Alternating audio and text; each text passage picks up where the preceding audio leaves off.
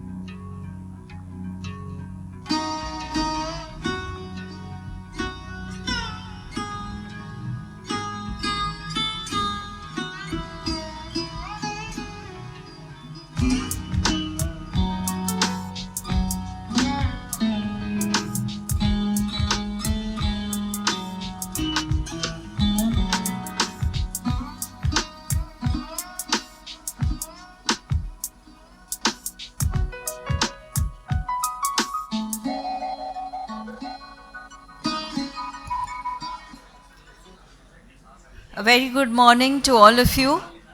I request all of you to kindly please be seated.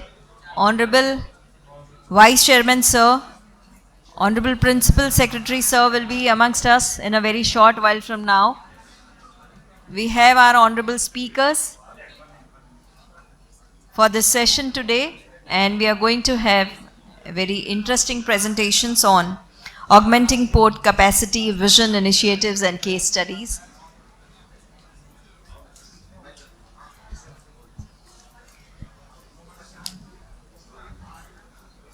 We welcome Honorable Principal Secretary Port and Transport Shri Harit Shukla Sir and Honorable Vice Chairman and CEO Gujarat Maritime Board Dr. Ajay Kumar Sir. Welcome to this session.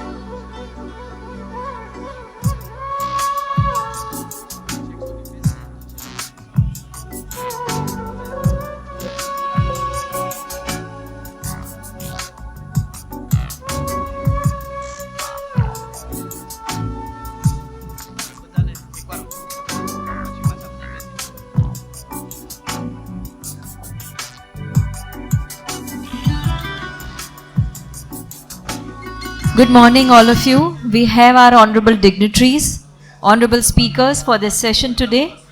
I would kindly request and welcome our honorable Principal Secretary, honorable Vice Chairman Sir and honorable speakers today to please step forward for a group photograph, please, sir.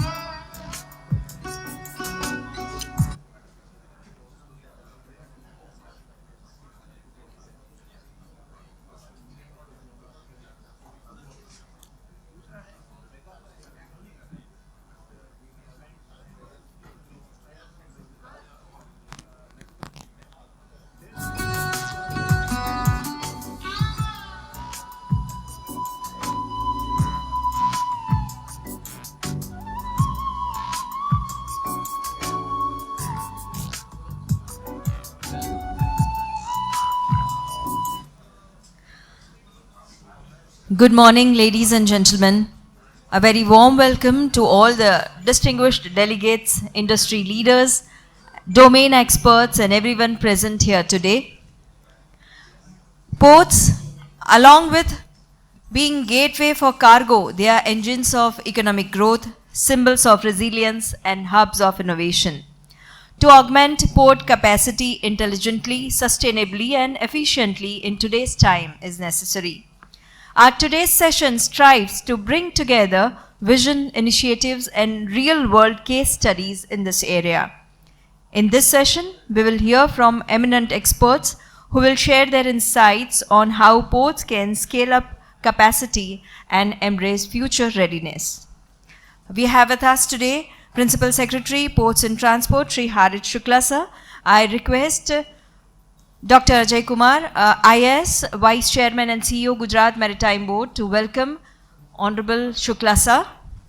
Welcome, sir.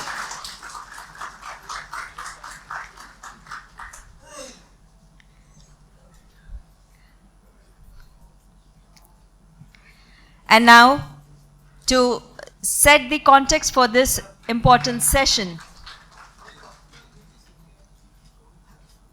Thank you so much. To set the context for this important session, it is my privilege to invite the Vice Chairman and CEO, Gujarat Maritime Board, to deliver the context-setting address and outline Gujarat's vision and roadmap for port capacity augmentation. We welcome you, sir, and before that, I would like to request Chief Engineer Shri Talavia ji to welcome Honorable Vice Chairman, sir, at this occasion.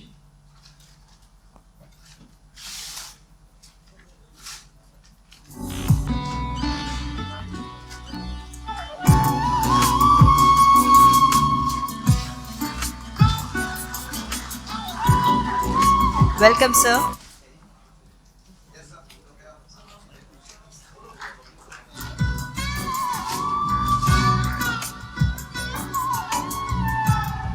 And now I request you, sir, to deliver the context-setting address and outline Gujarat's vision and roadmap for capacity augmentation. Welcome.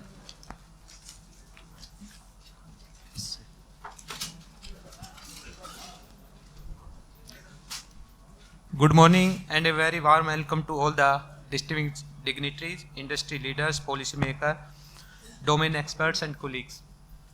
On lighter note, I myself is just settling down and I have been given this tough task of context setting for this seminar. I will try to give my best. It is indeed a privilege to address this gathering on a subject that sits at the very core of our global trade and economic growth. Capacity augmentation in the maritime sector. Globally, the maritime sector is undergoing a profound transformation. Nations across the world are investing aggressively in port capacity, not merely to handle higher volume, but to remain competitive, resilient, and future ready. It is in this context that today's seminar on capacity augmentation assumes importance. This seminar will be a platform for exchange of ideas, showcase of best practices, and brainstorming for building sustainable future. Gujarat, with its longest coastline of about 2,400 kilometers, has consistently played a leadership role in Indian maritime journey. Through this presentation, I will share how Gujarat Maritime Board is approaching capacity augmentation in a structured, long-term manner aligned with the Gujarat Maritime Vision of 2047. This slide captures the strategic framework that guides today's discussion about Gujarat Maritime Board's vision for year 2047. Gujarat Maritime Vision 2047 is not a single infrastructure plan. It is a long-term, multi-dimensional roadmap for the maritime growth. It anchored in the spirit of the Maritime Amrit Kal, where infrastructure creation is viewed as a catalyst for the long-term economic transformation.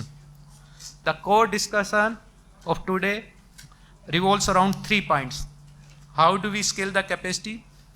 From where this capacity will come from? And how do we support this capacity? Capacity augmentation at GMB is not being viewed in isolation. It is being examined as part of the integrated maritime ecosystem where ports, industries, cities, logistic network and human capital grow in sync.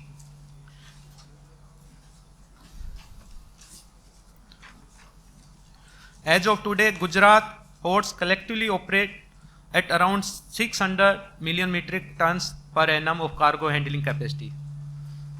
And about 400 million metric ton of the capacity is already under implementation. So we can say we have already achieved about 1000 million metric ton augmentation infrastructure projects, and which will provide certainty to industry, investors and the global shipping lines. So through private port expansion, we are going to increase it from 600 to 1000 million metric tons.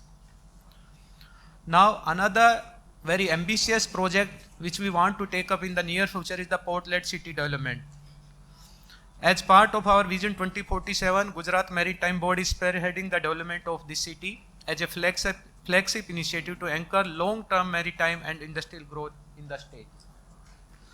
Rather than viewing ports as a standalone cargo handling asset, Gujarat is adopting an integrated development model where all the port, industry, logistic, urban infrastructure, human capital evolve together. From a capacity perspective, the port-led city alone will contribute in the long term 500 million metric ton of the cargo handling. Beyond cargo, port-led city is also envisioned as a comprehensive economic ecosystem generating about 13 lakh employment. Another initiative which we are focusing is the greenfield port development. While port-led city development anchors long-term transformation, greenfield port represents Gujarat's mid-term strategy for the expansion.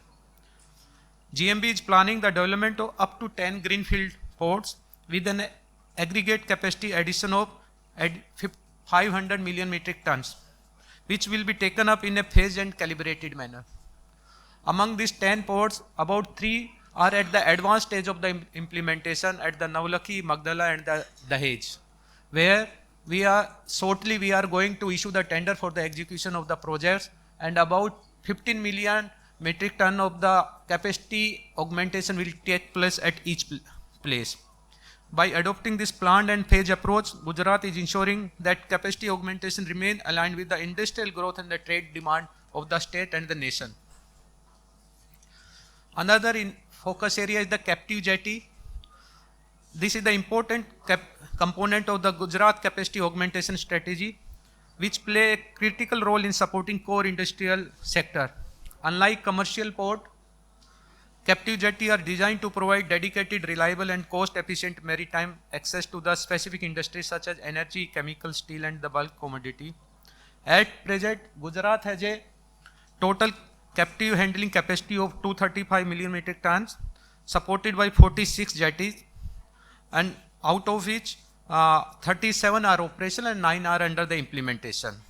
With a total investment of more than 1 lakh crore, going forward an additional 300 MMTPA of capacity is being targeted through the captive jetty augmentation. We are also focusing on the redevelopment of our own ports. Gujarat Maritime Board is unlocking latent capacity within our existing non-major ports through a structured redevelopment program. which is currently having a cargo handling capacity of only 25 mmtpa. By modernizing this and by enhancing the capacity of this port, we are targeting an addition of the 200 mmtpa. Redevelopment strategy is being driven through a comprehensive and the reform-oriented approach. Infrastructure upgradation and mechanization to enhance productivity and preparation of port-specific master plan and business plan to align development with cargo potential. This approach allows GMB Port to evolve from the conventional cargo handling facility into the modern, efficient and the commercial viable ports. Other than the port, where we are focusing on the augmentation of the cargo handling, we are also focusing on the shipbuilding. As you know, as we discussed in the yesterday seminar, Government of India has come up with their own policy and we want to complement Government of India policy with our own policy, for which in principle approval has already been given by the government. We want to make Gujarat as a leader in the country for the shipbuilding also. Right now, Japan, Korea and China had the major share for the shipbuilding, but at least for the Indian industry or Indian PSUs, we want that they at least should use our own Indian flagged vessel. And to achieve that, we are shortly coming up with our own shipbuilding policy, in which we have identified 2 clusters at Chachi and the Kuchid in the Porbandar, which we want to develop in big way as shipbuilding maritime clusters. The incentives and all the kind of the benefits which we are going to give will be part of the guidelines and the policy document, which we will unveil shortly within this month.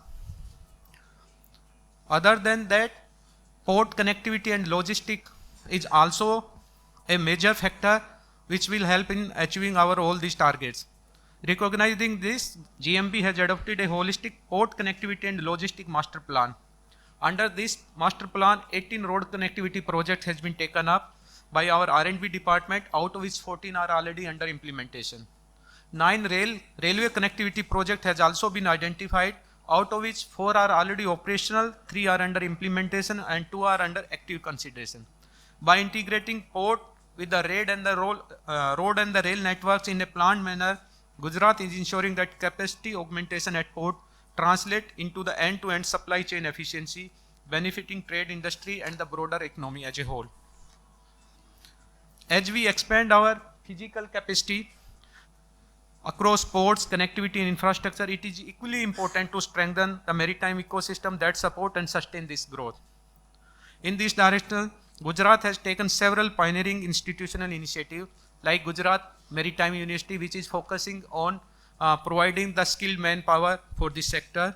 Gujarat Maritime Cluster at Gift City, which bring together maritime shipping and logistics service provided on a single platform.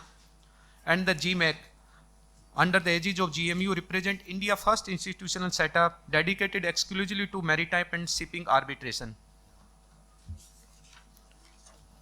While port capacity and connectivity are critical, ultimate measure of success lies in the reducing logistic cost and improving trade competitiveness.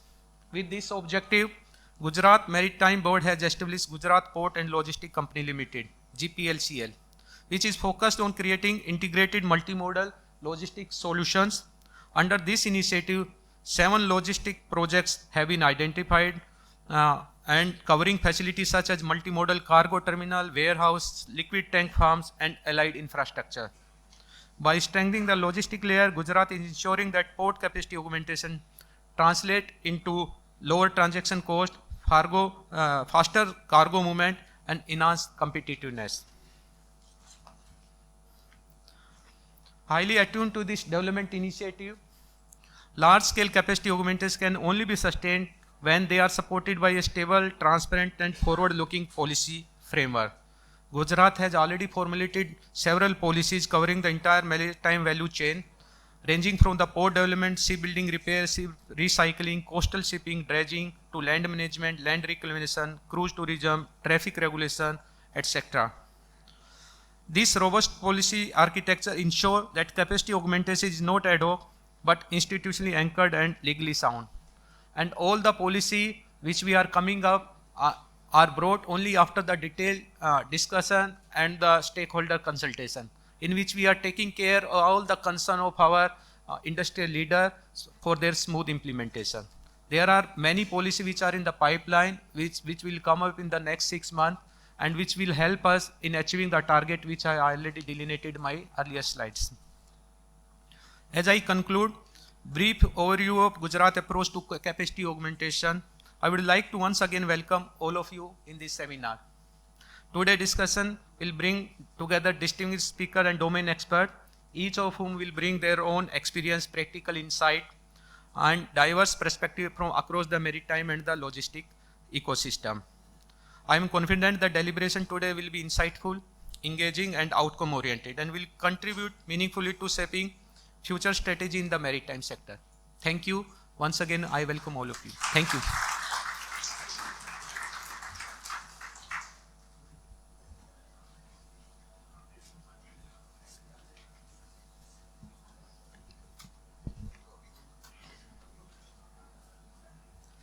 So thank you, sir, for that insightful address and beautifully setting the tone for the session. And moving ahead, firstly, I would request all honorable speakers who are going to present today to adhere to the time constraint for their presentation. And now we move ahead for our next presentation to share industry perspectives on developing a sustainable and smart port ecosystem. I now invite Mr. Hiren Shah, CEO, Dredging, APSEZ, to deliver his presentation. And before that, I would request Shri Paras Sangvi, Chief Engineer, Gujarat Maritime Board, to welcome Shri Hiren Shah.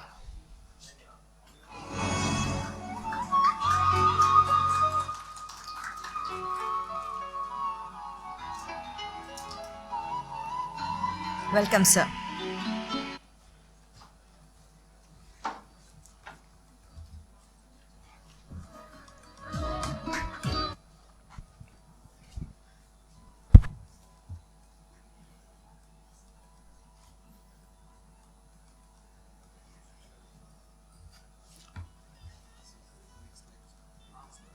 Next slide.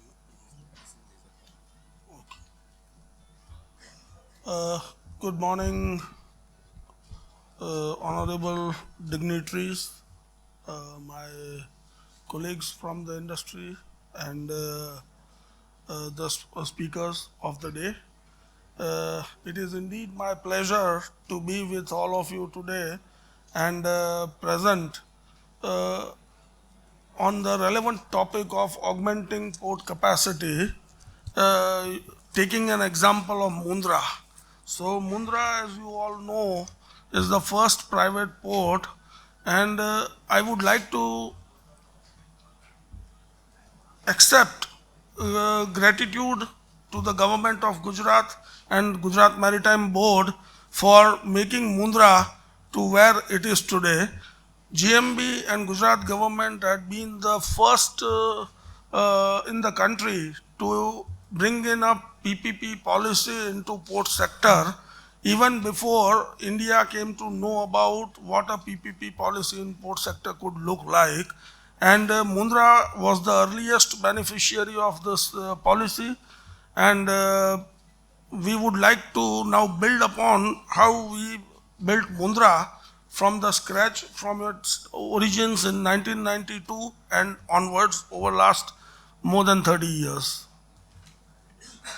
So first, before we talk about Mundra, what APSEZ is today, with our presence across 15 ports in India and 4 international ports, we have been at the forefront of port development in the country, and we continue to aspire to be a force in the Asian port region.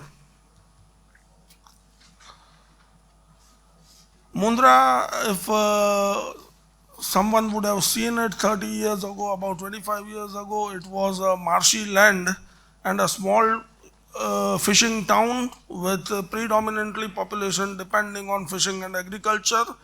From there on, we commissioned Mundra to become a port which is handling more than 200 million metric tons of cargo, which is the highest for a any commercial port in India, and that is how over last 30 years Mundra has reached where it is from being a sleepy village.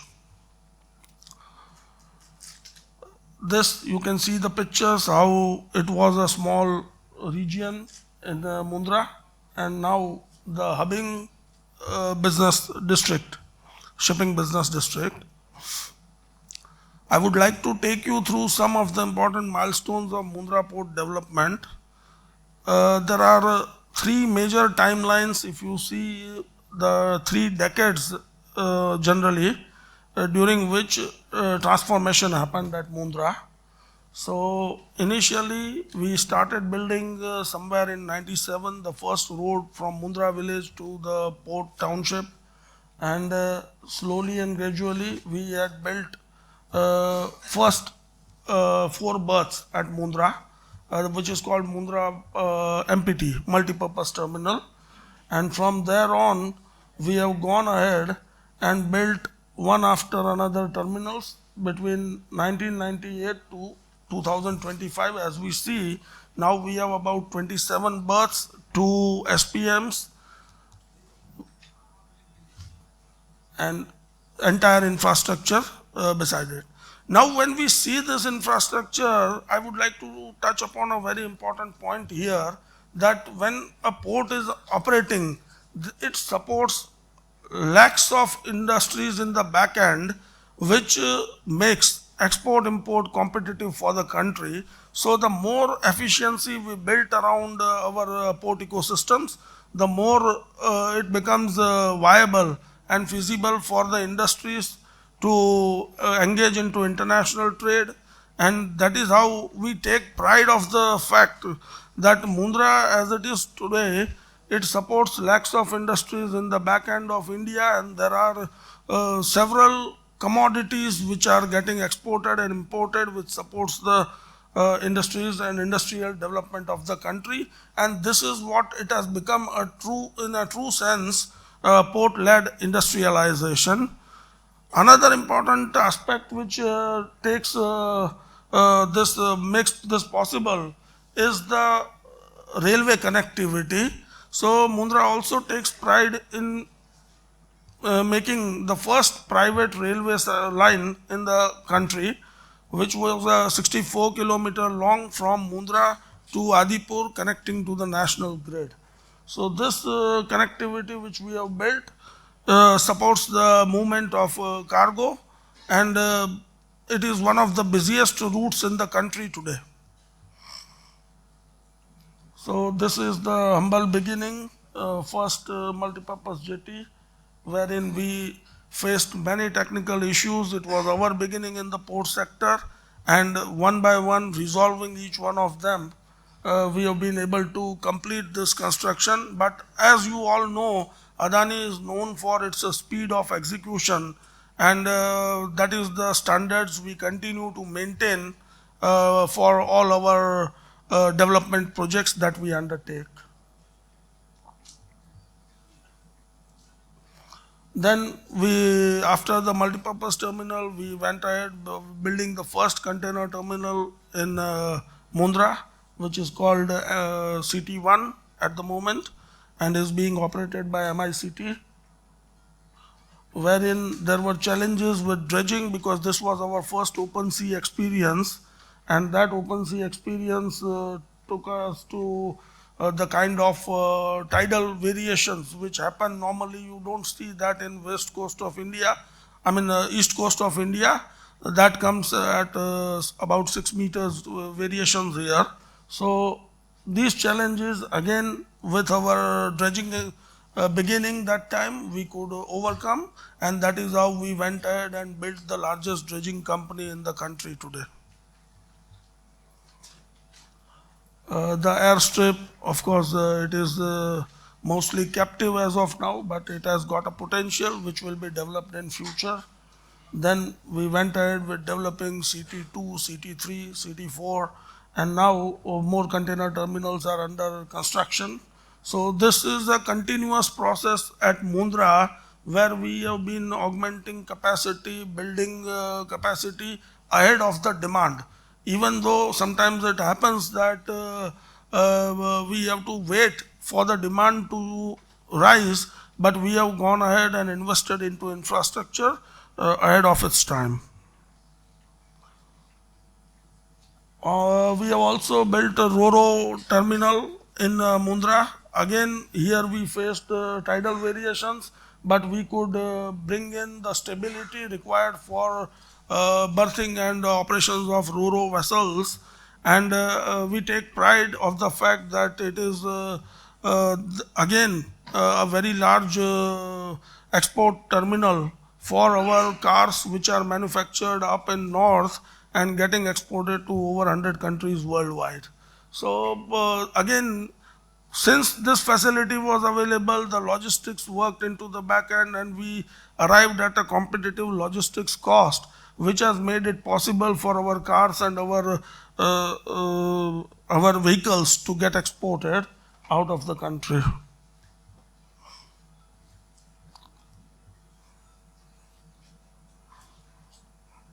So the Westport terminal, which we call, wherein we were looking at a building in a different shape, but finally we looked at a basin shape given our dredging expertise. So this is how we conceptualized a different structure for building berths. As we get competent with dredging, from being a T-shaped jetty, which was our design of original MPT, we have now moved on to a basin design which will support many more berths than what was originally planned. And by the way, Westport is the largest coal terminal in India currently. Container terminal, this is again now container terminal 4, which has got a 1.6 million ton capacity, and also we have LNG jetty now, LPG handling facility. These are all dedicated facilities that we continue to build ahead of demand. As the port progressed and to support our volumes, to enhance our volumes, we also developed industry in the vicinity, and there are industries, power plants. The largest power plant, the edible oil refinery, is the country's largest located in Mundra. So all this has become possible because of the port development, which has supported competitive logistics cost, and these industries and the SPMs which import crude oil and commodities, they are all getting supported by the infrastructure that is built over in Mundra over last 25 years. And now the recent one is the copper ore, which we are developing for Kutch Copper, and we have redesigned the pipeline to ensure that these copper ore movement for our copper smelter project is easy. As we enter this new phase, we have ensured that how we can enhance the efficiency by automation, and that has resulted into systems wherein the cranes are getting operated by sitting in the office by operators who sit in air-conditioned offices, and they operate crane, which enhances our safety as well as also increase our efficiency by way of automated movements.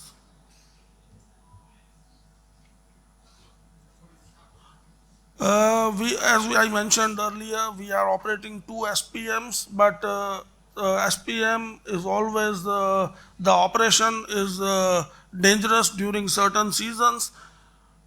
Given this limitation, we went ahead and now we have recently constructed completion of VLCC jetty, which is capable of handling 330,000 metric ton carriers on berth itself, which is a much safer way of operating. And we have commissioned the jetty, we have started doing trial operations, and this VLCC berth is going to move forward as a norm for handling large crude vessels.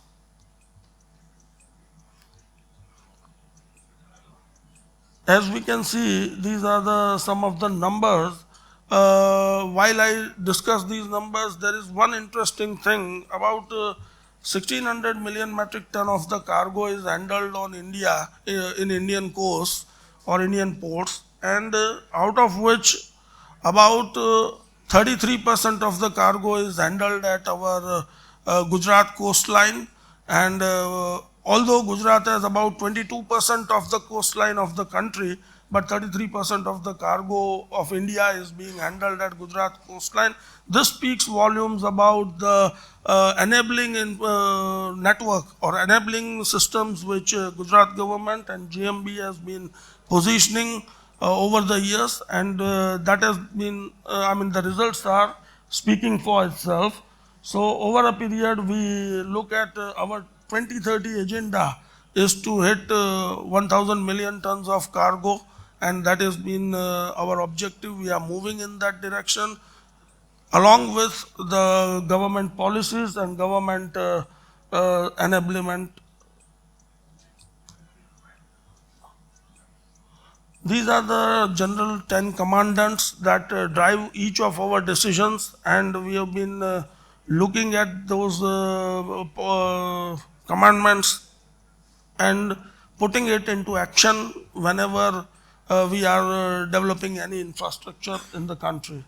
So, as you can see, these are we live by these commandments. That has been the difference, because generally building infrastructure, making out projects, as a lot of companies indulge into it, but we do it ahead of time. We have a speed of execution, and we ensure that it is aligned with the national objectives. So now when the national objectives are on the blue transformation or port-led development, we are already positioned to make sure that the country achieves whatever it has decided in the Amrit Kal Maritime India vision. So by 2047, we look forward to being a formidable player in the entire Asia and South Asia region by the time we reach this thing. So with these words, I would really like to thank all of you and for attending this session.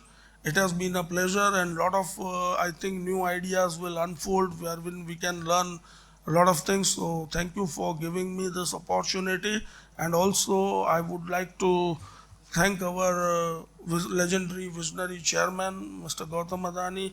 It is because of his vision we have been able to execute what we have executed, and he continues to inspire us on day-to-day basis as we do our work.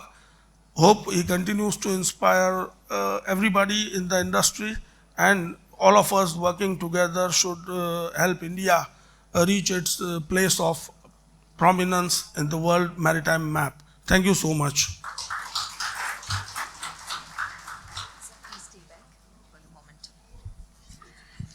Thank you, Mr. Shah. I request you to please stay back, and I'll request Sri Paras Sanghvi, Chief Engineer, Gujarat Maritime Board, to present a memento to Honorable Mr. Hiren Shah.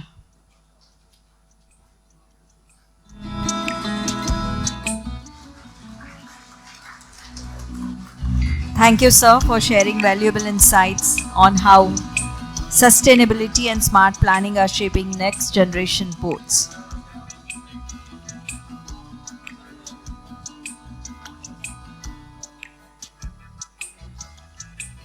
Thank you so much.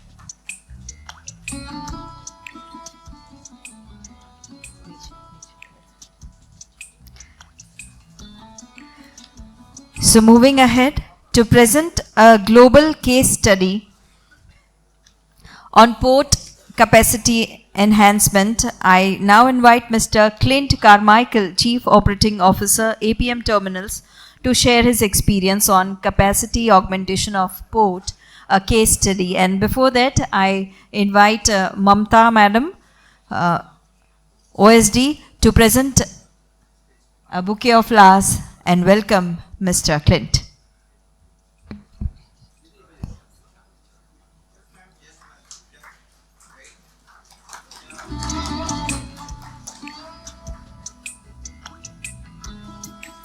Thank you. Over to you, sir.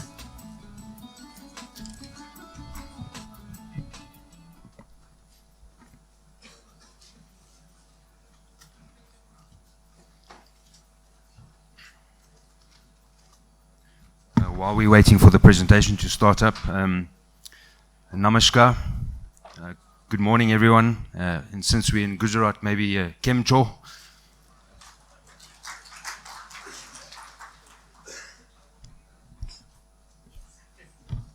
Firstly, I'd like to just thank the Gujarat Maritime Board and the government of Gujarat for the opportunity to share this case study.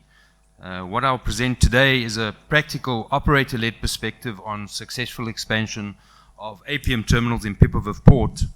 Sorry, can you go back to how it was? Can you do it how it was?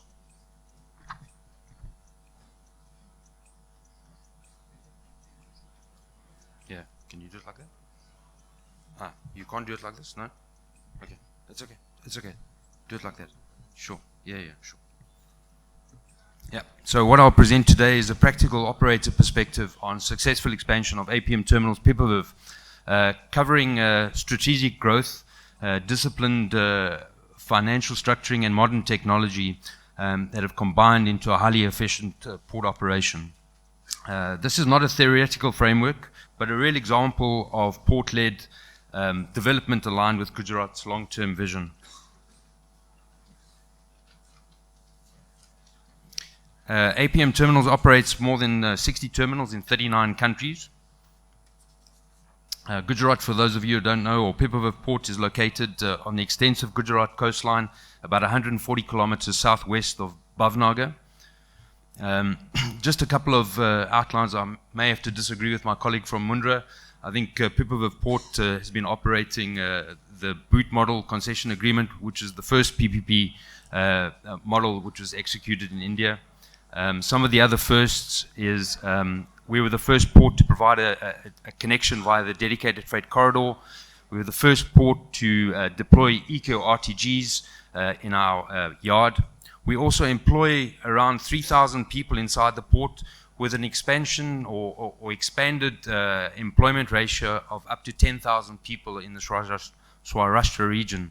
Our CSR activity also touches more than 400 villages and probably touches lives of 1 lakh people in the vicinity. We're a small port with humble beginnings, but we do offer a multi-commodity port or multi-commodities. We started with 1 berth, mainly executing some small tonnages of coal, and we slowly developed over time. Pipavav is a relevant case study for Gujarat because it's one of India's earliest and most successful private port partnerships in the port sector. As India's first private port, it has grown under a stable long-term concession framework that has enabled sustainable private investment. And I must say that this would not have been possible without the support and the ongoing support that we get from the Gujarat Maritime Board.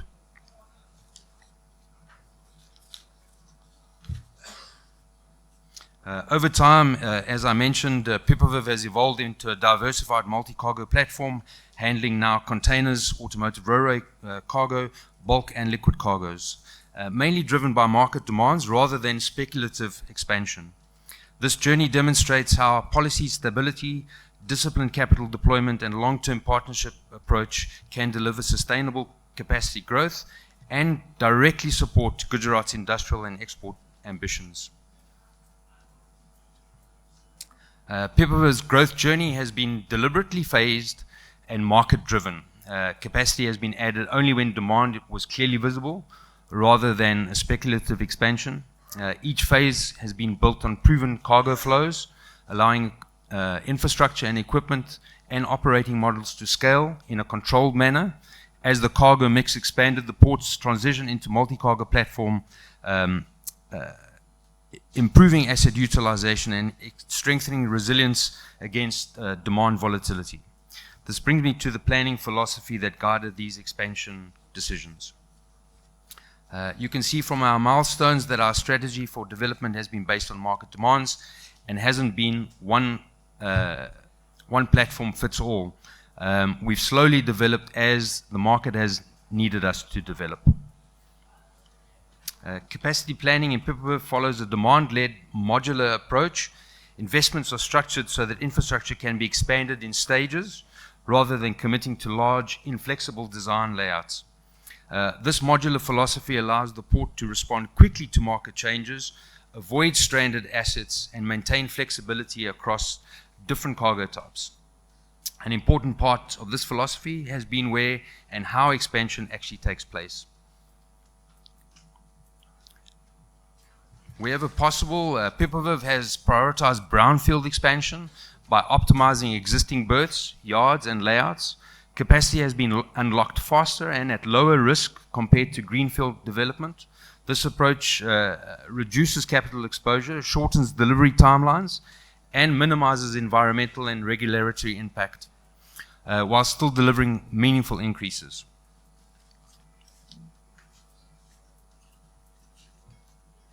From a financial perspective, expansion at Pipavav has been structured in phases aligned closely with demand. As I've mentioned, the focus has been on sweating existing assets and improving productivity before committing to additional capital.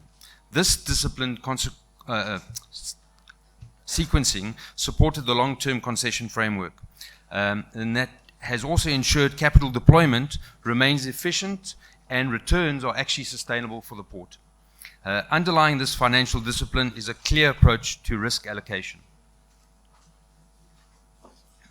Clear risk allocation under the concession framework has been critical to the investor confidence. Regulatory stability, predictable rules and tariffs, and clarity on responsibility reduces uncertainty of the capital cost.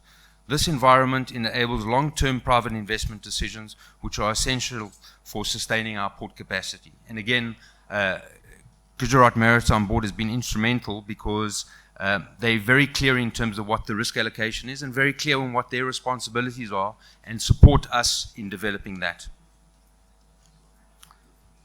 Technology, of course, plays a critical or central role, converting infrastructure into capacity. At Pipavav, advanced terminal operating systems, digital planning tools, and real-time visibility reduces operational variability.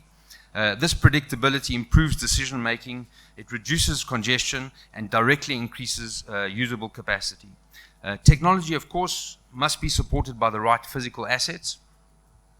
Equipment modernization at Pipavav Port has focused on reliability and uptime rather than sheer scale. Modern cranes and yard equipment are selected to support consistent performance, while energy-efficient assets contribute both operationally to efficiencies and sustainability objectives. All of this ultimately comes together in our day-to-day operation. At APM Terminals, we have a system called Operational Excellence, which is anchored in our global terminal operating standards of continuous improvement with a strong culture of safety, and it's treated not as a one-time initiative, but as a daily discipline embedded into our planning, execution, and review. The outcome of this approach is clearly visible in our operational results.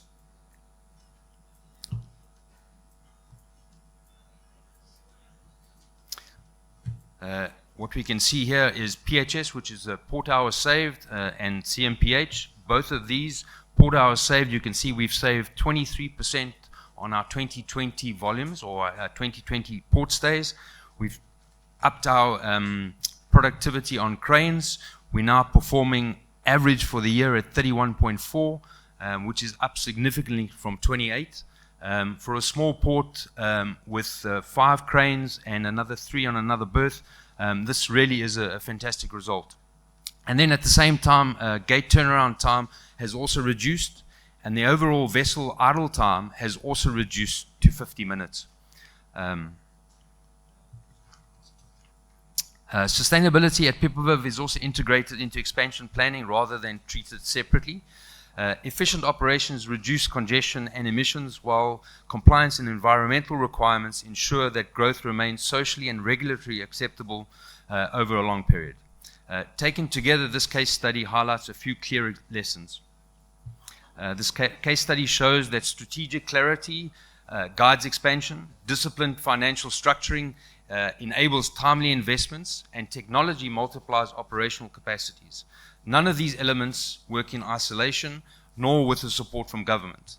They must be aligned to deliver sustainable results. I'll close by reflecting on what Gujarat means, or what this means for Gujarat. PIPAVIV demonstrates a replicable model for Gujarat, where policy stability, private capital, and execution discipline combined by government support and Gujarat Maritime Board's regulatory strength.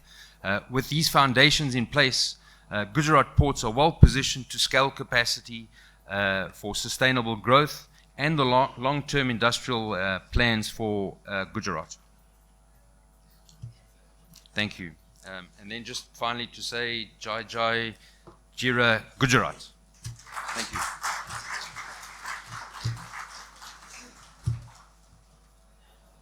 Thank you.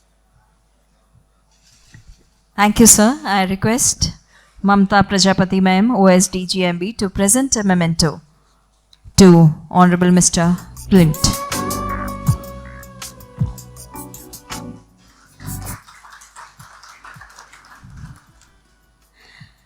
Thank you, Mr. Clint, for highlighting on PIPAVIV's strategic growth journey, planning, and important aspects, and for that insightful presentation. Thank you.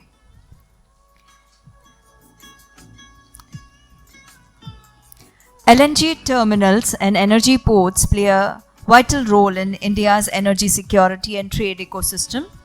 To dive deeper into a technical case study on port capacity augmentation, I now invite Mr. Pramod Narang, Director, Technical Petronet LNG, to make his presentation. Welcome, sir. And I would request Mr. Kalpesh Vitlani, General Manager GMB, to present a bouquet and welcome Shri Pramod Narang, sir.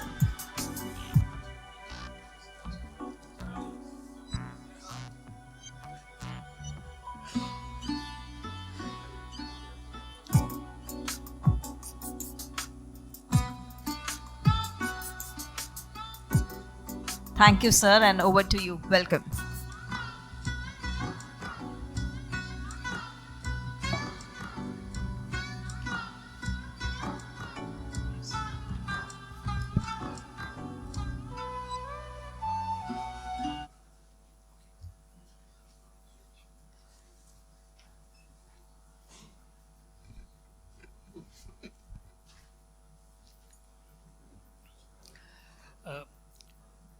Respected Principal Secretary, Ports and Transport, Shri Shukla ji, VC and CEO, GMB, Dr. Ajay Kumar, other officials of GNG, GOG, my fellow speakers, distinguished guests, ladies and gentlemen. First of all,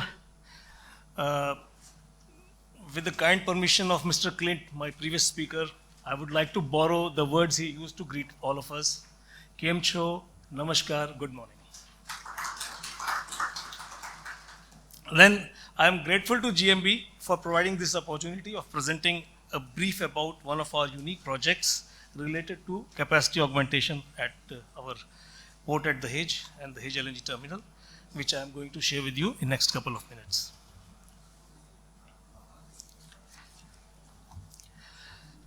This is a brief flow of the presentation. One slide on Petronet LNG, my company. Second is the salient features of the Dahej terminal. Then snapshot, the demand supply scenario in the country of natural gas. Then the unique project, third jetty and its salient features, terminal and layout port facilities, investments, and the support extended by Government of Gujarat to us to execute this project. Petronet LNG Limited, it was incorporated in April 1998. 4 Maharatna PSUs, Indian Oil, GAIL, BPCL and ONGC, they each hold 12.5% equity in our company. Rest 50% is held by FIIs, banks, mutual funds and general public. We have an authorized share capital of 3,000 crore and a paid up share capital of 1,500 crore. Market cap as on date is around 43,000 crore. Petronet LNG is also India's first LNG company. It is also the largest importer of LNG in the country. We have two operating terminals. One is at Dahej, which has a capacity of 17.5 million tons per annum, and second is at Kochi with a capacity of 5 million tons per annum. We are also entering into petrochemicals at Dahej itself with an investment of about 21,000 crore. And one more terminal, we are setting up our first terminal on the eastern coast of the country, that is at Gopalpur in the state of Odisha.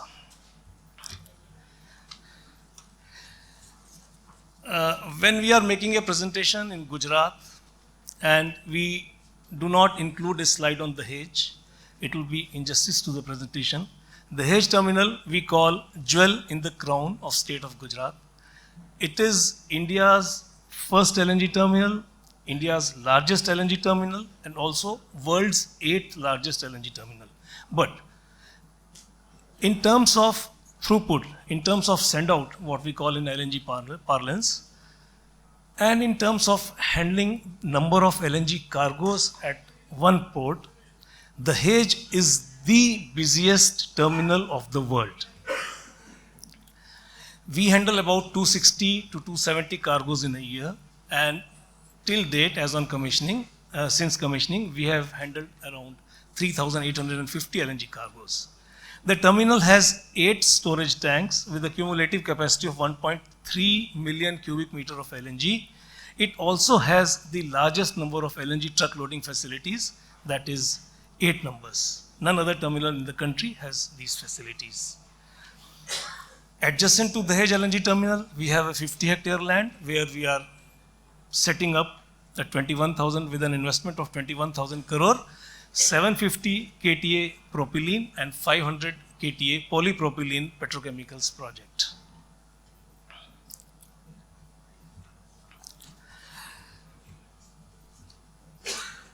Presently, the natural gas demand in the country is around 54 to 55 million tons per annum. And this is equally occupied by domestic natural gas production and through LNG imports. So we import around 27 to 28 million tons of LNG a year. And natural gas, as we all know, it occupies about 6% in the country's energy basket. Now, natural gas is considered as it is the cleanest fossil fuel and is considered as the transition fuel worldwide.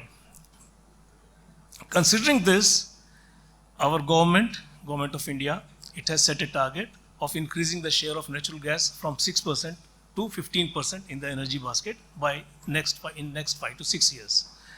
Keeping that in view, there are various projections which have come up, but here I have shared two numbers, the one by CRISIL and one by PNGRB. The CRISIL has projected the LNG demand to grow to 103 million tons per annum by 2035, and PNGRB, they have estimated that the LNG demand in the country shall go up to 142 million metric tons by 2040. This is also considering the stagnated domestic production in these years. Now, we have 8 operating terminals, LNG operating terminals in the country with a cumulative capacity of 53 million tons.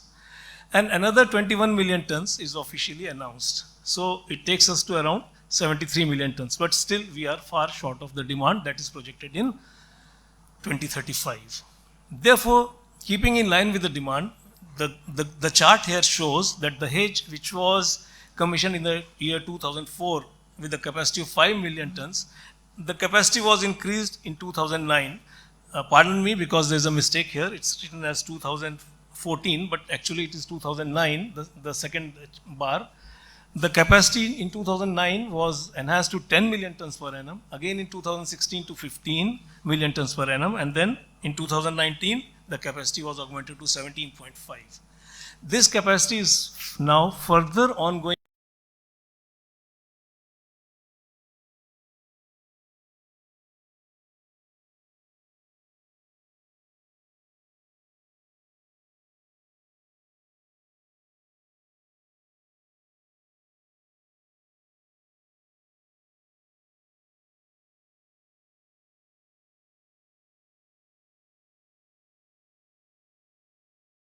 In all probabilities, we will be able to commission this project in the current financial year. So this will take the capacity of the Dahej terminal to 22.5, and then from 8th position, it will improve its position to 6th position worldwide in terms of capacity.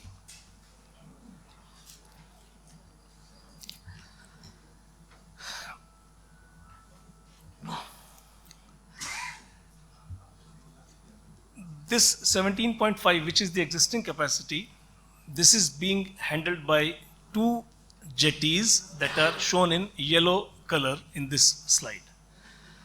First we call North Jetty, and the second one, yellow one, we call it as South Jetty, but now we have renamed them because we are building up another jetty which is to the south of the South Jetty. Therefore now we will rename them to the first jetty, second jetty, and the third jetty.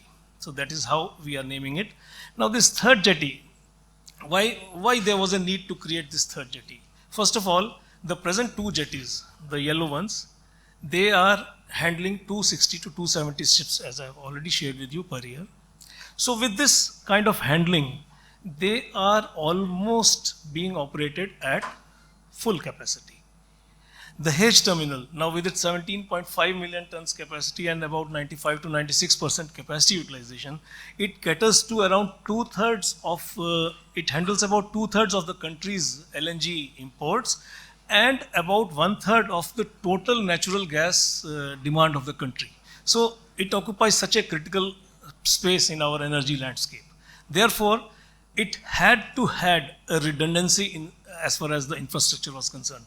Therefore, a need was long felt to have a third jetty. And then when we planned to expand the capacity of the Dahej by another 5 million tons per annum, this need became a necessity. So therefore, a concept of having a third jetty at the Dahej, this was born. Now, let me share with you those who are conversant with LNG. Now, LNG comes in two forms. It is basically methane, but it comes in two forms. One is called the lean LNG, and the other is called rich LNG. The rich LNG, it has, besides CH4, single molecule of carbon, it contains ethane as well as propane and some percentage of butane also. So when C2, C3 and C4 components are slightly more, it's called rich LNG. Now, there are various petrochemical players who extract these C2, C3 and C4 from LNG, and then they use it as a feedstock for petrochemicals. But the suppliers of LNG, they have also become wiser now, and when they see that there's a value addition when C2, C3, C4 is extracted by somebody else, so they have made a plan to extract these C2, C3, C4 components at their plant itself. So, and they have been giving us indications that from 2028 or maybe 2029, maybe 2030, they will only be supplying lean LNG, which will be predominantly methane. In that case, the petrochemical plants which depend on C2 and C3 components which they extract from this rich LNG, now they will have a shortage of feedstock for them. So we understood this, and we thought when we conceived this LNG, third jetty for LNG, it was a considered view at that time to include handling of ethane also at this jetty. So when we are handling ethane, the width of the trestle will increase. Normally the width of the trestle of LNG jetties is around 11 meters, but with the inclusion of ethane, it went up to about 14 meters. But both are cryogenic liquids. LNG is at -162, ethane at -88 or 90, and these could be handled. Of course, with our rich experience of handling LNG, ethane handling would not be a problem. So that was how, when this project from 11 meters, we increased the width to 14 meters. Then we had a 50 hectares of land in our adjacent to Dahej, which is shown in yellow boundaries in this slide. Here we thought that when we are handling ethane, why can't we also use ethane or propane as feedstock and set up our own petrochemicals plant? By handling the feedstock ourselves, and if we are setting up such a plant at a coastal location, definitely it would provide us a competitive advantage. Second, we also knew this fact, engineering fact, that when we set up these kind of petrochemicals plant, they require huge amount of cold energy to separate lighter gases. And this cold energy it was available to us in the form of minus 162 degree LNG, which we store at that temperature.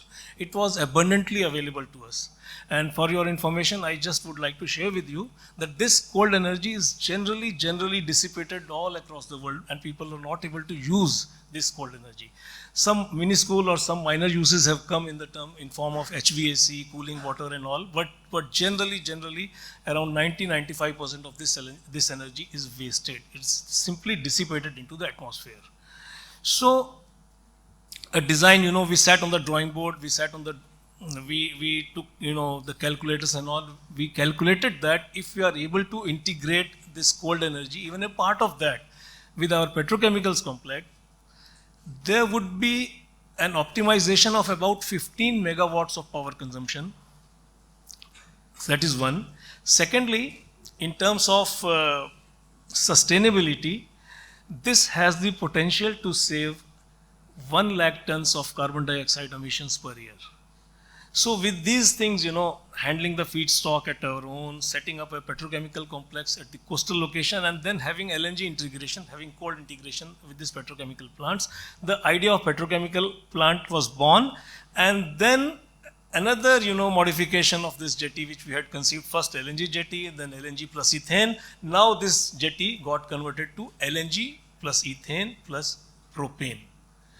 So with this combination, that is liquefied LNG, liquefied ethane, and liquefied propane being handled at one single jetty, this became a unique jetty in the world, and no other jetty, as far as we know, as far as our information goes, no other jetty in the world handles these 3 liquefied gases all at one jetty head.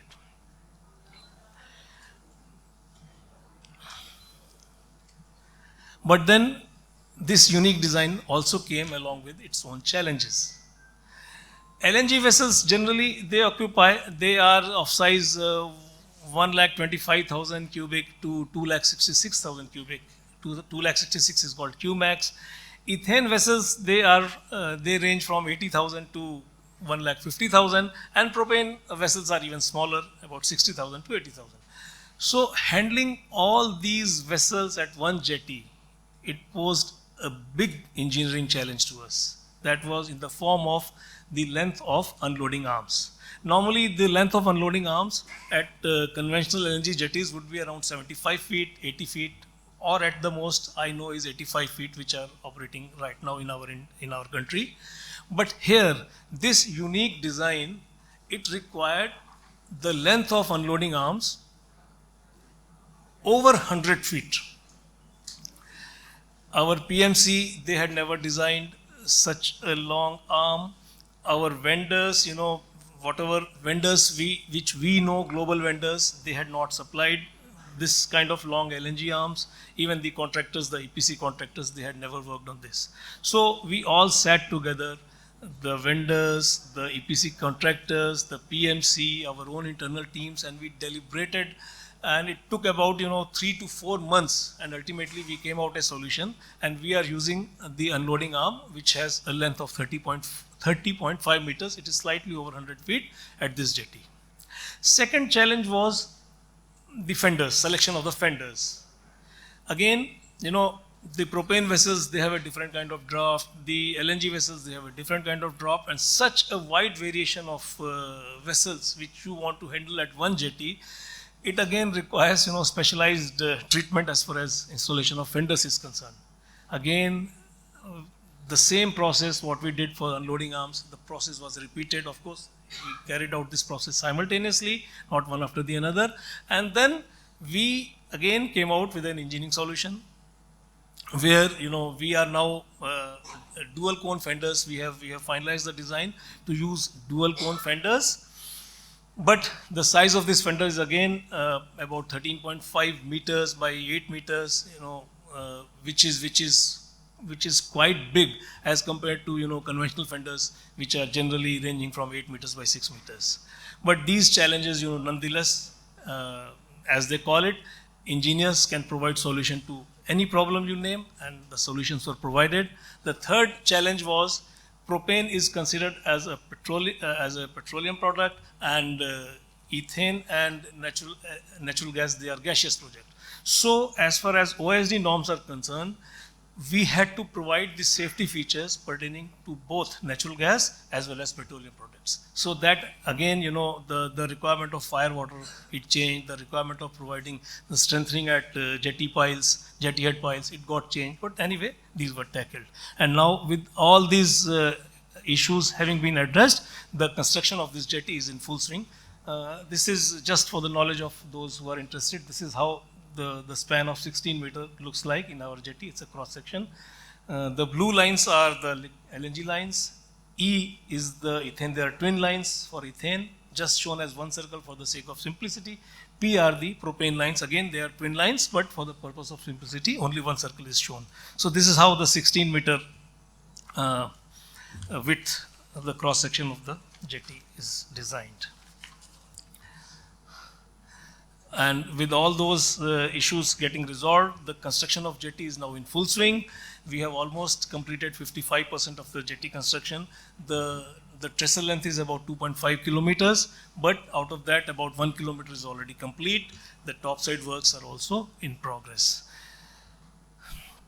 These are some of the photographs. This is one photograph of our Dahej terminal. These are 8 LNG tanks which we can see, and the 2 jetties, on the north, and this 3rd jetty is being constructed on the south. These are the actual construction photographs.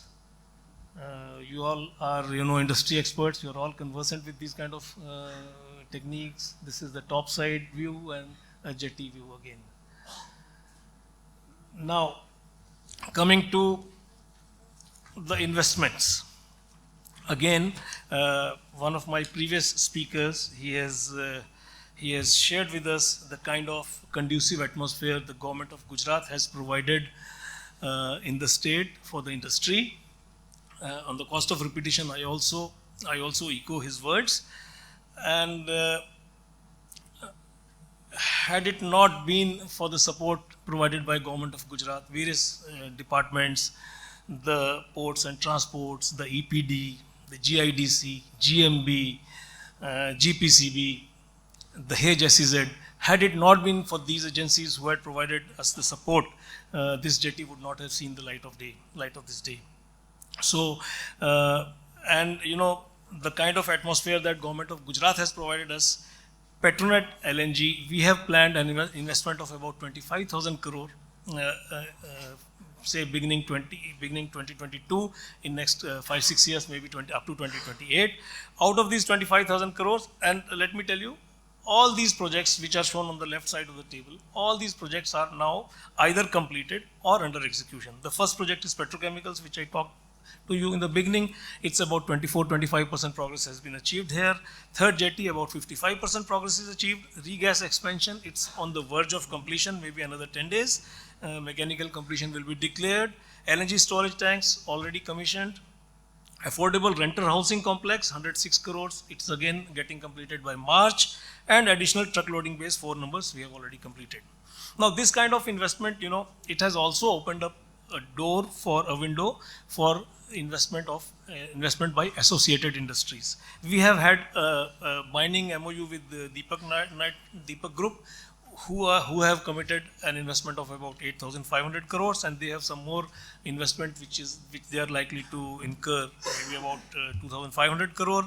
Then hydrogen is also produced as a byproduct in the petrochemicals plant. Various agencies, they have shown interest because we are doing cold energy integration, and there is a saving of 1 lakh ton of carbon dioxide.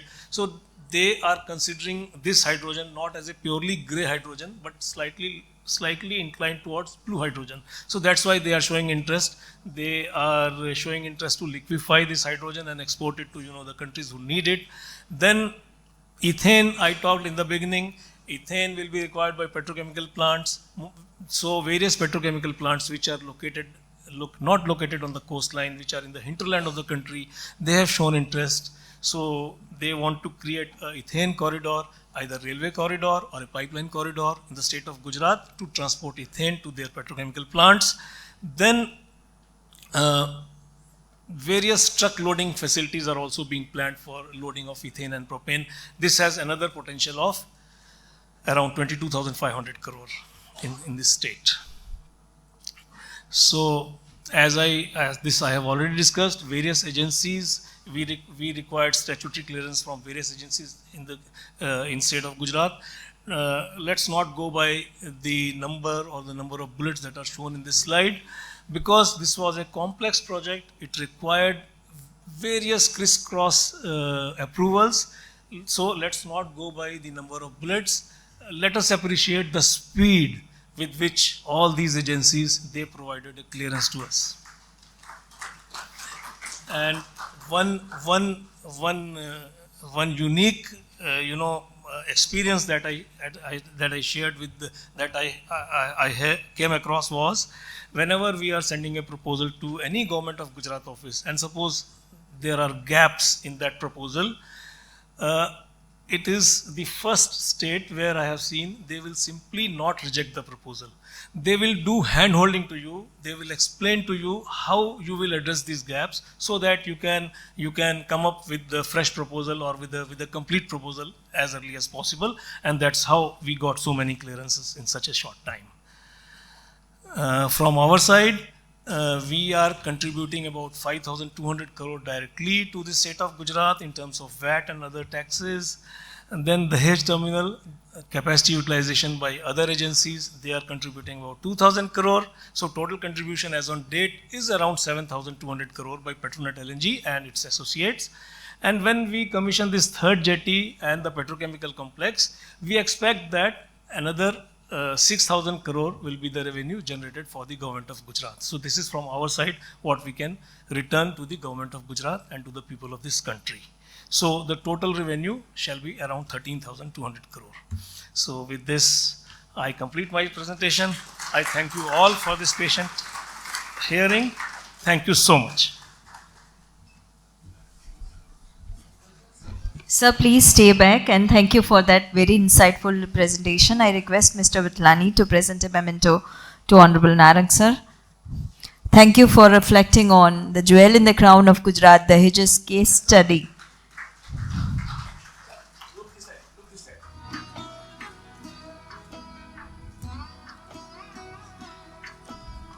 Thank you so much. And once again, a very humble request to all speakers to kindly adhere to the time constraint. Thank you so much. While augmenting existing ports is critical, the development of greenfield ports remains central to meeting long-term trade demand and regional growth objectives. Hence, to reflect on planning needs and design considerations for development of greenfield ports, I now invite Mr. Steve Davies, Director Royal Hasconing, for the presentation. And I would request Captain B.N. Ladwa, Chief Nautical Officer, to welcome Sir at this juncture. Welcome, Sir.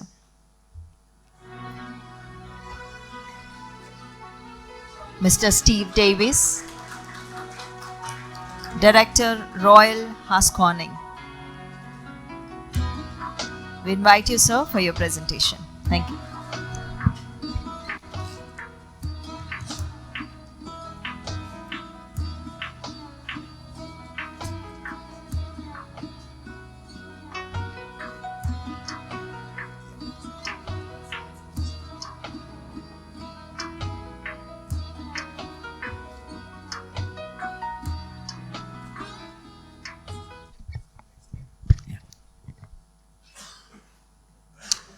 Well, good morning, ladies and gentlemen, and thank you to Gujarat Maritime Board for this event and the invitation to address you this morning.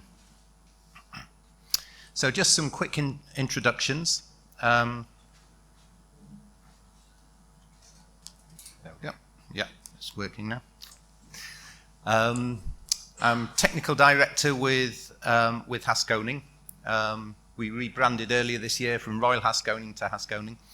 I've been in the industry for 35 years and had involvement in India for over 23 years, of which the last 12 have actually been based in Mumbai. So Hasconing is a consultancy with over 6,800 professionals, with over 650 in our global maritime team, of which about 100 of those are based in India. So in the presentation I'm going to give now, I'm just going to say a little bit about some new port infrastructure in India, but then talk about some of the initiatives that actually enhance capacity in terms of smart ports and digital twins. And then talk about some of the environmental and social considerations which are key to developing new ports. And then some mention of automation and electrification, and then just some very brief case studies to wrap things up. So, obviously port augmentation can include physical infrastructure being built, but particularly a focus in other parts of the world where a lot of physical infrastructure exists. Enhancing capacity with increasing capacity through smart technologies is critical. And from the presentation so far, we've heard some of the initiatives which are already in place with Adani and with APMT. And then obviously when we look to new infrastructure in the future, the opportunity is there to actually get smart technologies built in right from the start to really maximize the capacity from new infrastructure. So there's a lot of infrastructure in the port sector being built. Currently, some of the things that we are involved in is Vadhavan Port, which when built will be the largest port in India. Chara Port now has the LNG facility actually commissioned, and the breakwater is being completed. Another port in India, in Gujarat, is Tunatekra Port, which is being developed by DP World. And then on the east coast of India, AP Maritime Board at Ramayapatnam are in the process of completing port development there, and then at Machilipatnam also. So when we talk about smart ports, it's one of these buzzwords, and it's useful to perhaps just give it a definition. So I think if it's appropriate to refer to it as technologically advanced ports, maximizing the use of data and automation to create efficient, secure, and sustainable facilities. So the focus of this is improved efficiency, and another very important aspect is improved security. So the sort of services that a port potentially will require to address this is looking at smart port strategy, which is all about what is it that you want to achieve, what level of technology and smart ports implementation you want to have there. Smart Ports Health Check will actually look at assessing the effectiveness of smart port strategies. Business process mapping is there. And consultancy in technology to actually look at how to actually enshrine things in the technology and the right choice of technology. Smart Port Master Planning is where we actually get the master planning developed not so much on only traditional master planning basis, but with a focus on getting the maximum out of new technologies. And cargo operations is looking at logistics and the whole cargo flow logistics. And then finally, we have data metrics analysis and key performance indicators. Now, this is very much in line with the Maritime India Vision 2030, where the governments are actually really wanting to enshrine this in India's port development.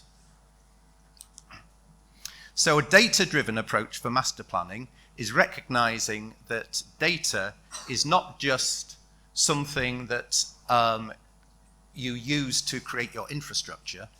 The data itself is actually part of the asset that you create. And that's the perhaps shift in mindset when you come towards a data-driven approach. So through each stage, the market study, the master planning, the simulation, the design, and then into the construction, data is actually planned, captured in a planned way for future benefit. So the way it is captured will be in the way potentially of a digital twin. Now, it's a buzzword, and you'll hear people talk about digital twins to mean very different things. Some people might say a 3D graphical model is a digital twin, but actually, as I'll indicate here, it's a lot more than that. So, as we look up the right-hand side there, at the very simplest step, a digital twin is simply a descriptive model. And a graphical model is in fact that. It's just a model which is a geometry description of your asset. But then you can add into that so much data about all the other aspects of your infrastructure. But digital twins, at least in potential, have the opportunity to be diagnostic. The next stage is you can actually use your model to predict what will happen. And then going beyond that, it's actually prescriptive in terms of using your model to recommend what might happen. And the ultimate is transformative, where your model actually automates actions. Now, the top step is the aspiration of what people say digital twins can do. I think it's probably correct to say the most advanced digital twins in the port sector at the moment are probably at the predictive stage in terms of bringing things together to predict. But it just shows where things are going, and as we look forward to 2047, it gives a snapshot of what we might be able to imagine might be reality as we move forward in this field. So as you go through new port development, we have, at the design stage, there will be, first, in the master planning stage, there will be a lot of data which is captured. It goes through into the design and engineering phase, where more design data comes from the physical infrastructure, the equipment, and all the control systems which are planned. As you go through construction, you develop your twin into a construction twin and then a handover twin. And then in the operation phase, this is really where all the operation data can actually start get fed in a systematic way, so it actually creates that opportunity to analyze and predict operations. So this gives us some thoughts as to where we might actually see the industry going in the way of smart ports in alignment with India's government's aspirations also. Another aspect I would just like to address here is the environmental aspect. So Haskoning as a company have a commitment towards promoting environmentally appropriate and sustainable solutions. And that's very much also in line with the Indian government's aspirations, which are set out in the Harit Saga guidelines. So when we look at building new infrastructure and augmenting port infrastructure, which is addressing the needs of climate change, biodiversity, resource use, social impact, and safety and well-being, the way to do that most effectively is not to say, this is a financial burden on my project, I'll try to bypass it, I'll try to avoid it where possible. If it's actually recognized as being a win-win situation, it's beneficial for the business, and if it's incorporated right from the initial planning stages, then actually the financial impact will be perhaps neutral or even beneficial. So the issue is that I think in the field of augmenting infrastructure, it should be looked at as an opportunity to address right from the start and not wait until government or actually impose it on you and say you have to do it. And then bringing both of those two things together, thinking about reducing the impact on the climate and thinking about smart technologies. We've heard already both from Adani and APMT the measures they're taking to look at electrification of equipment, whether that is electric vehicles and also looking at remote control of cranes. One of the challenges that brings to the logistics is working out how you're going to manage your electrical supply, how you're going to manage your charging of batteries, and bringing all of that together in terms of smart technologies so that you can actually manage that in a systematic way is really where both of these things come together very nicely. So then I'm just going to quickly mention three project examples that illustrate these points. So the first of these was a port logistics master plan in Mozambique. And this is where there was a desire to enhance the capacity of 3 national ports without spending money on capex. So this was particularly looking at smart strategies to improve the logistics, connectivity, reduce congestion, and get more capacity out of the ports. The second one, which I suspect Clint is probably more qualified to speak about than I am, is Maasvlakte 2 in Rotterdam, which is an automated terminal development. In some countries, automation is very much driven towards reducing labor costs, but even perhaps in India, where that is not so much of a driver, automation reduces congestion, especially perhaps at gates and other key areas where bottlenecks can occur. And my understanding is that now at Maasvlakte 2, all the intra-terminal vehicles are autonomous, and they are seeking to maximize the efficiency that comes from that. And the final one I wanted to mention, which is just an illustration of what's happening in terms of green ports. As I mentioned, the government Harit Saga guidelines have given a lot of targets for ports. And at the moment, we're working on a project with the Ministry of Ports, Shipping and Waterways, together with the World Bank. It's a pilot project with 3 ports of Mumbai Port, Mormugao Port, and Paradeep Port, to actually identify specific initiatives to actually put some of the guidelines in place.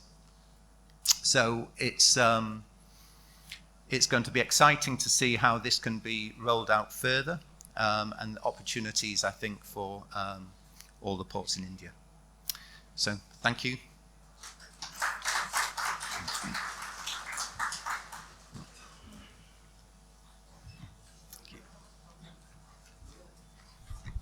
Thank you, sir. And we would like to present a memento to Honorable Mr. Davis for this wonderful presentation.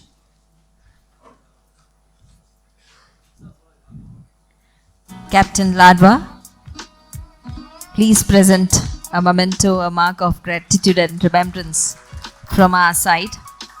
And thank you for sharing those important planning and design perspectives. Thanks a lot.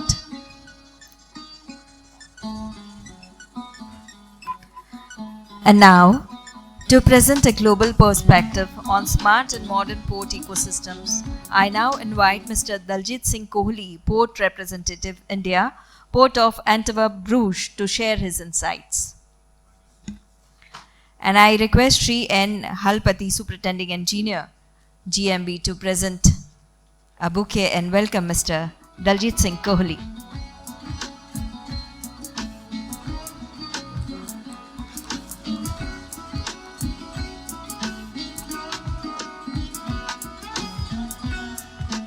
Welcome, sir. Over to you.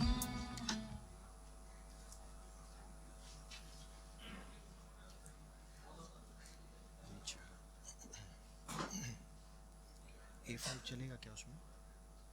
Control A5 किया तो चलेगा. That's perfect. And I can just switch this, right? Okay. Great. Thank you very much for giving this opportunity to present Port of Antwerp Bruges.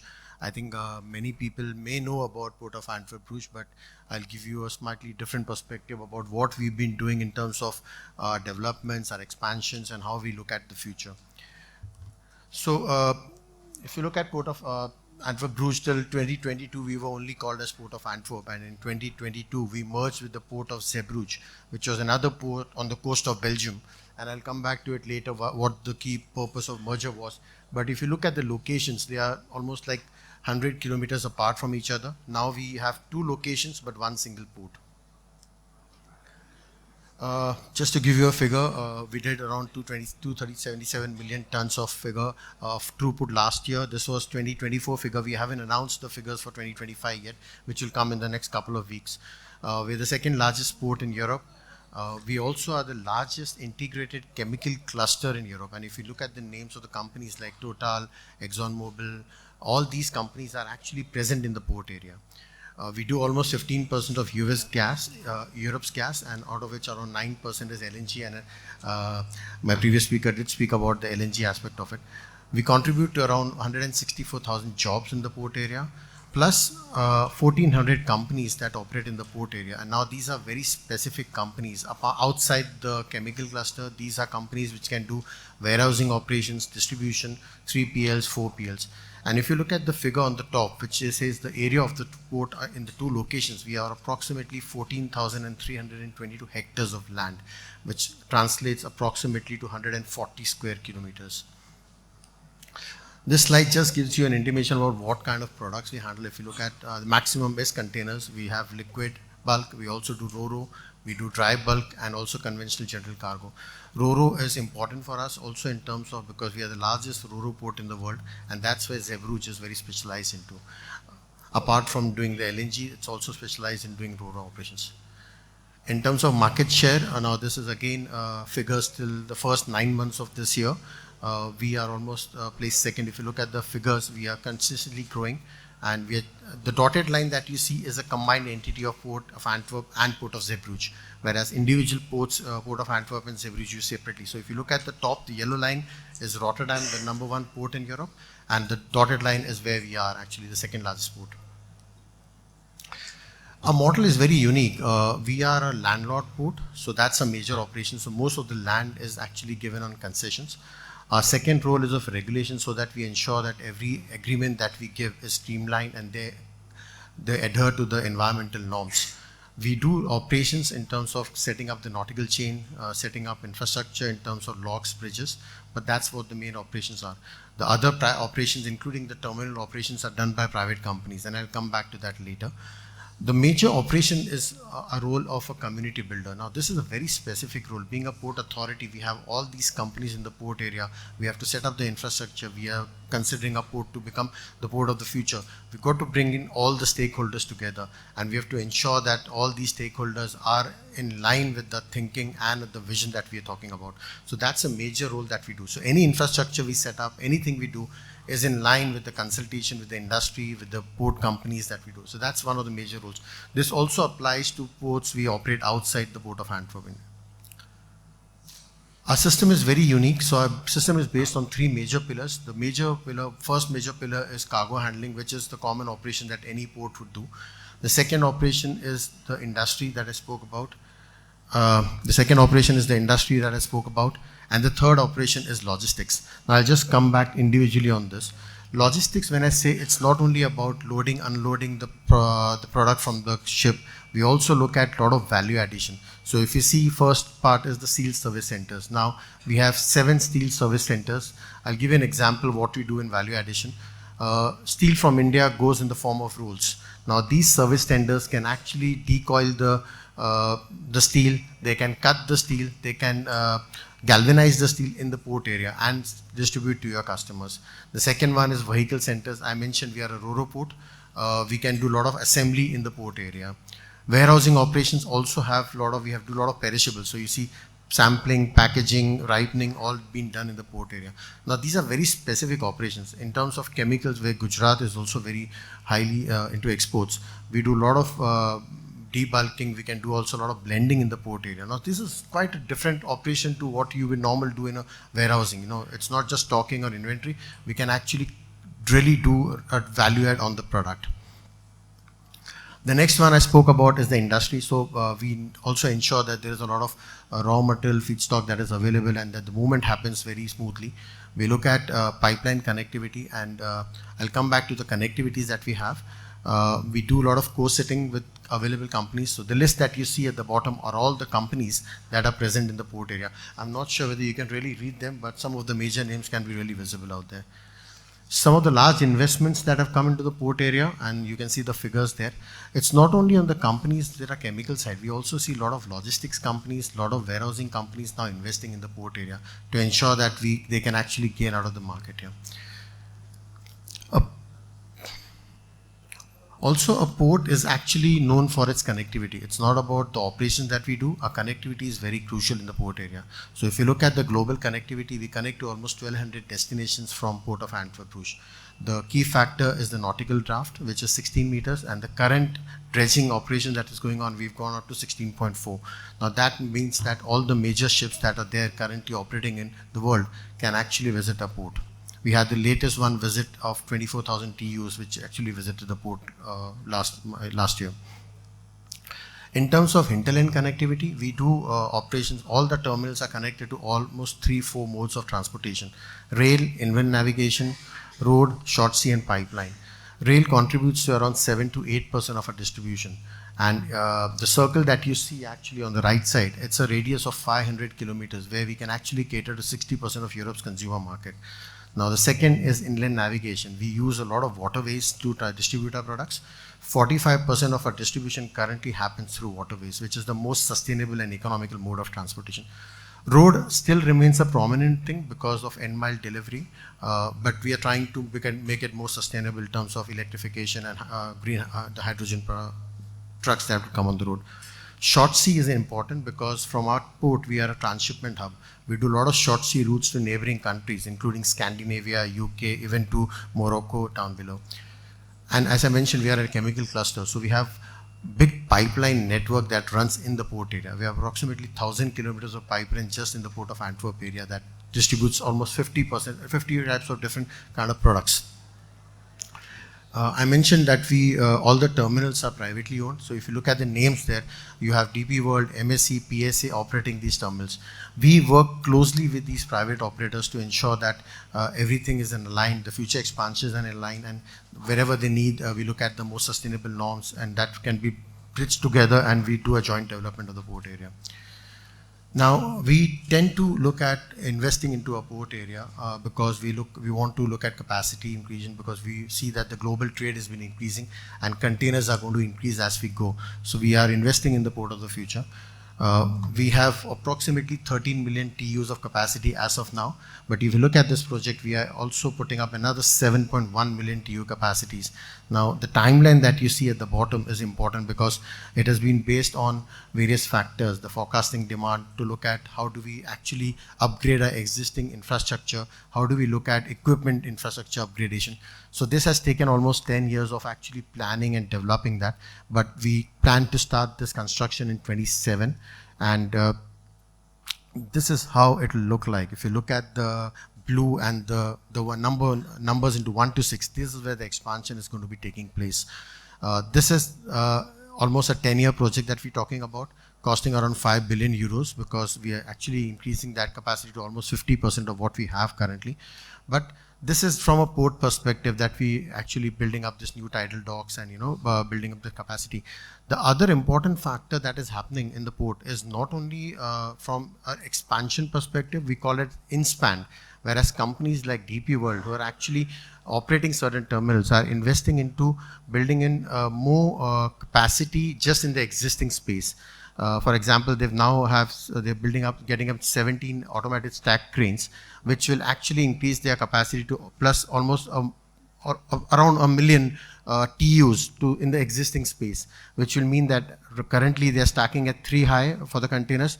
With this new cranes, they will be going up to 6 high, which actually is called, like we look at, it's more of an INSPAN rather than expand operations. Some of the other projects, now this is slightly because we have existing locks, we have existing bridges, we have a truck plaza we're expanding, and I'll just take you through one of the new a video of one of the terminals which is operated there, which is now we're looking at more phase deepening and automation. So if I can just, how can I have to play that video. In 2022, Port of Antwerp began construction of a new quay wall for the Europa terminal to accommodate larger vessels with a water depth of up to 16 meters. Because vessels will still need to moor during the works to load and unload goods, the 1,200-meter-long quay wall will be tackled in 3 major phases. These have been carefully designed based on expected traffic in the coming years.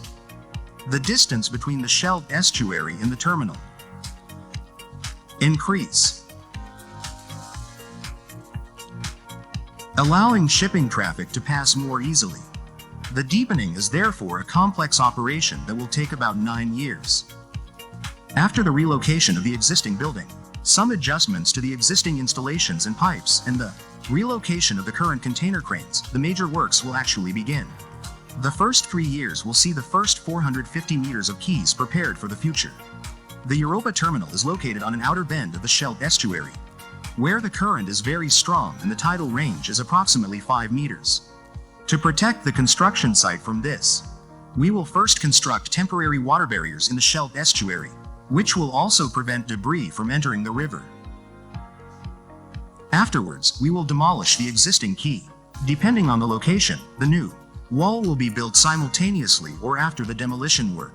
We will equip it with crane beams and all necessary pipes and infrastructure, including control for electrification and other optimizations. Once the new camera is completed, we will dismantle the temporary structures and dredge to the required depth of 17.5 meters.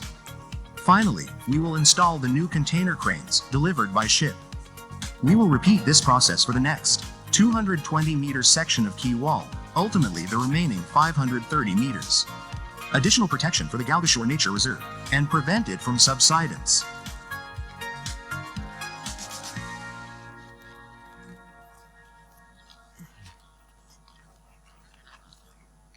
So this is one of the projects that we're looking at more expansion. I mentioned that we also do projects outside our port. We actually have an arm called Port of Antwerp Bruges International, which does a lot of projects outside. I just give you a case study of the project that we're doing with Port of Cotonou in Benin in Africa. We do different kind of operations there, but I've been told that I have limited time, so I just run through this. The objective was to actually increase the port performance. We look at long-term growth and infrastructure innovation. We also found that there was no value add that was there in the port, so we're looking at more of that. This is the existing that was there when we took over in 2018, and this is the port. If you see under there's some container terminals, there's a ro-ro operation at the back, and there is a fishery port at the side of that. Currently, as we speak, the blue line that you see is completed. We are also building up a new terminal, that's Terminal 5, which is a multi-purpose terminal. The one you see in yellow and the one you see in pink is important because the yellow part is the place where we are building up a value-added SEZ. And it described about what value addition could be. Since we have the ro-ro terminal, it could be a possibility there could be a car company setting up with the assembly operations. We had the similar operations in the port of Antwerp a couple of years back.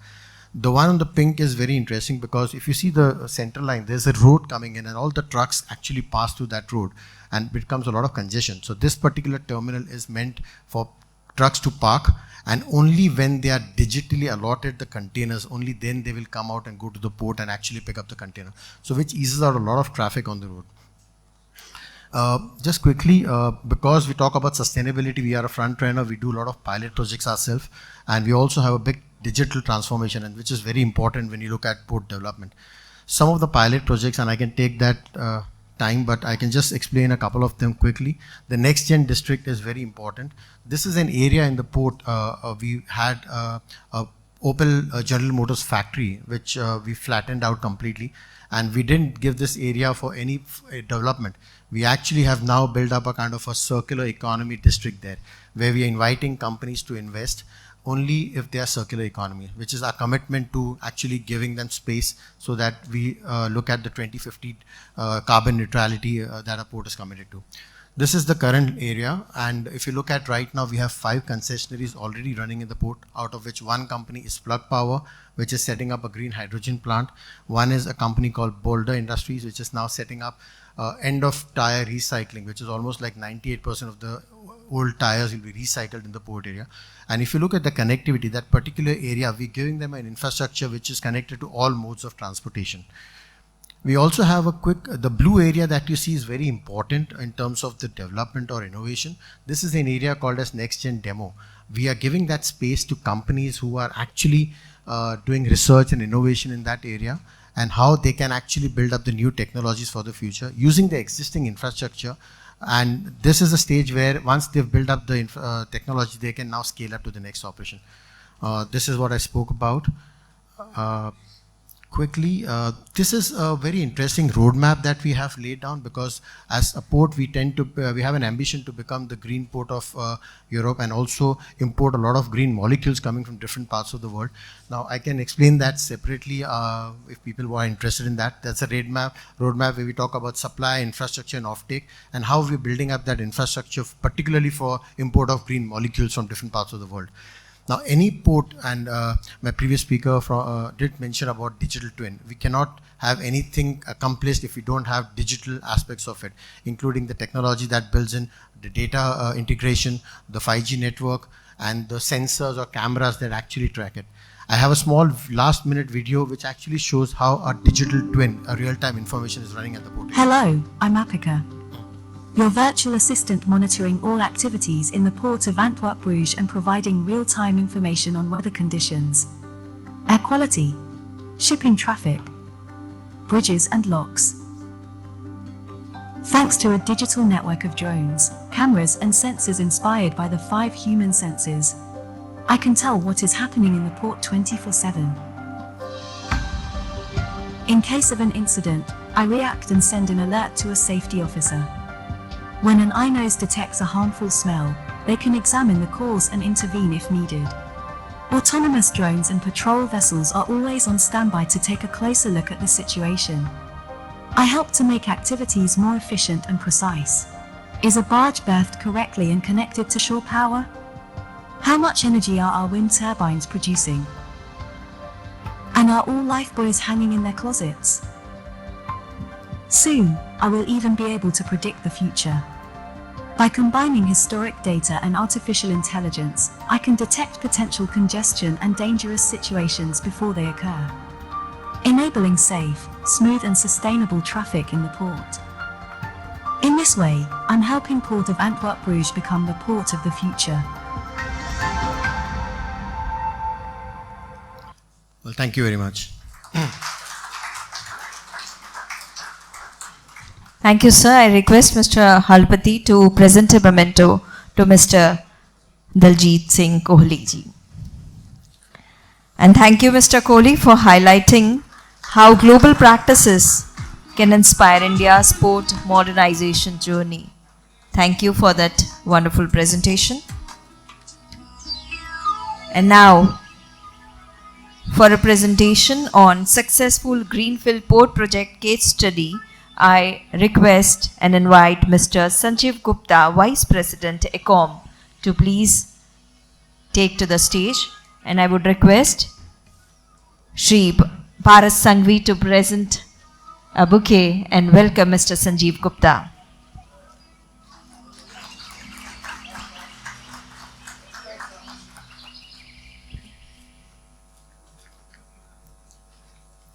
Thank you and welcome, sir.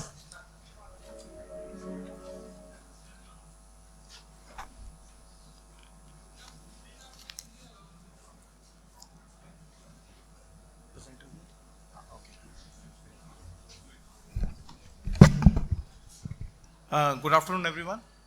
I would like to present the case study for the successful Greenfield Port at Gangavaram.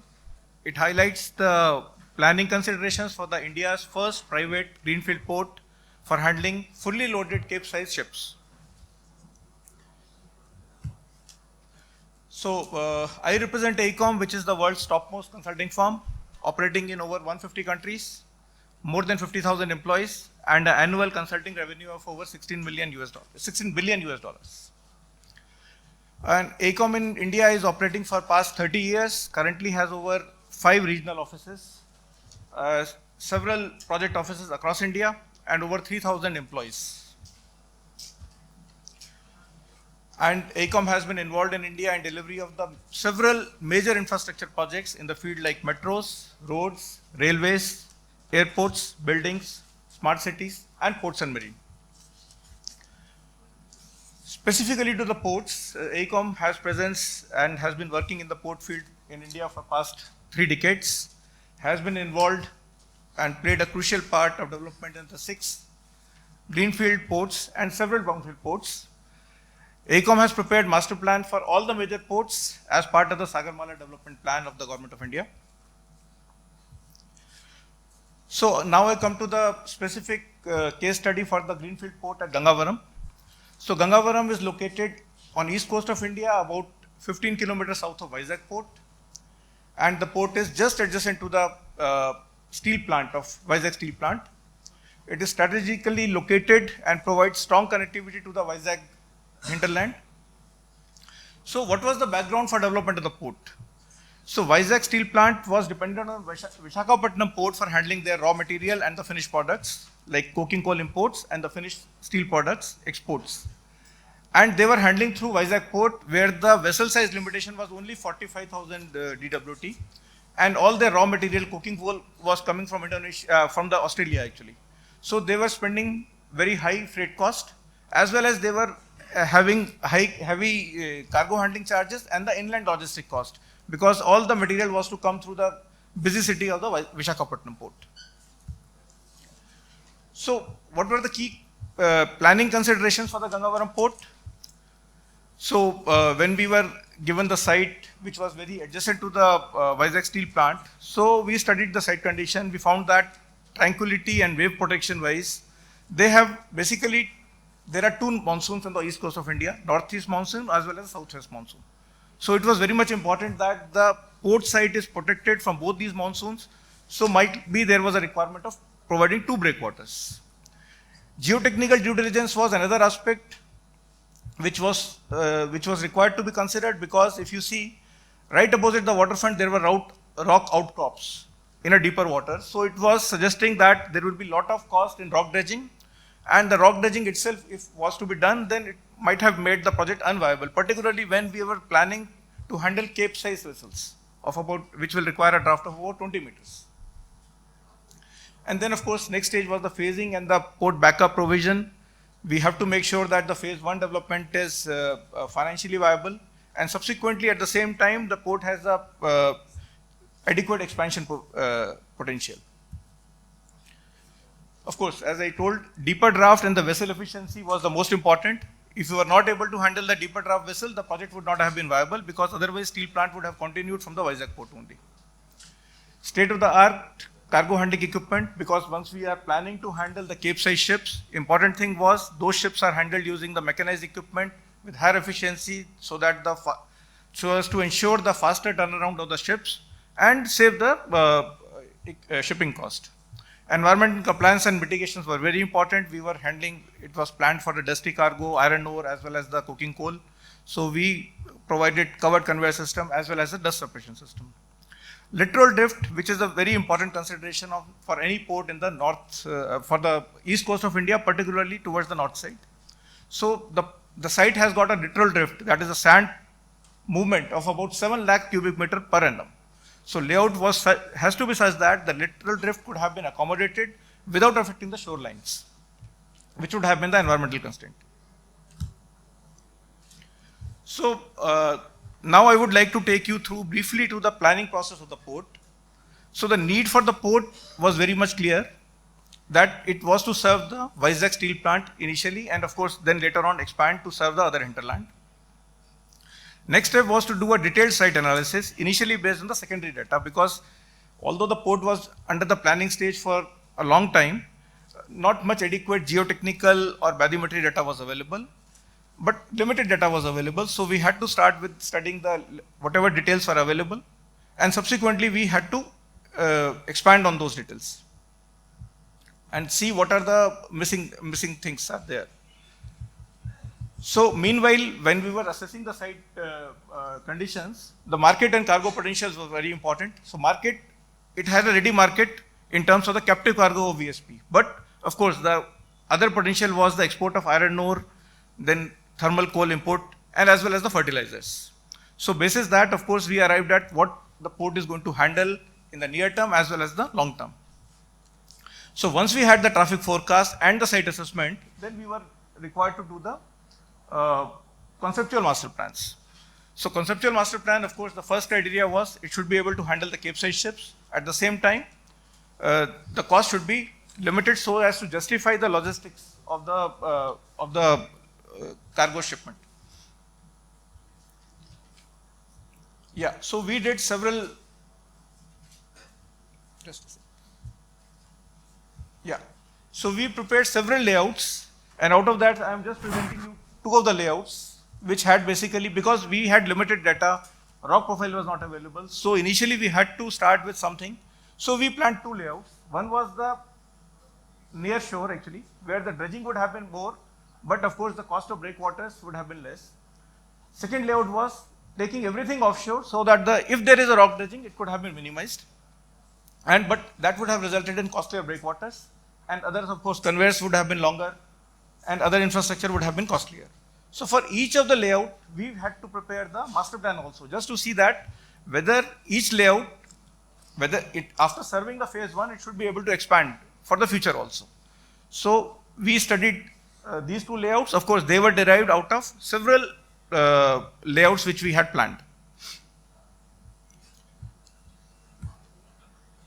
Of course, once the layouts are there, we prepared the multi-criteria analysis, evaluation of the port layouts in terms of capex, opex, scope for expansion, flexibility in expansion, environmental constraints, and implementation time, particularly for the phase 1.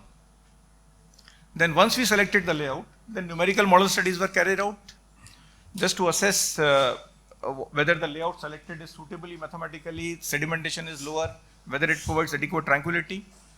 So once everything was done, layout was fine-tuned further, and then it arrived at a final.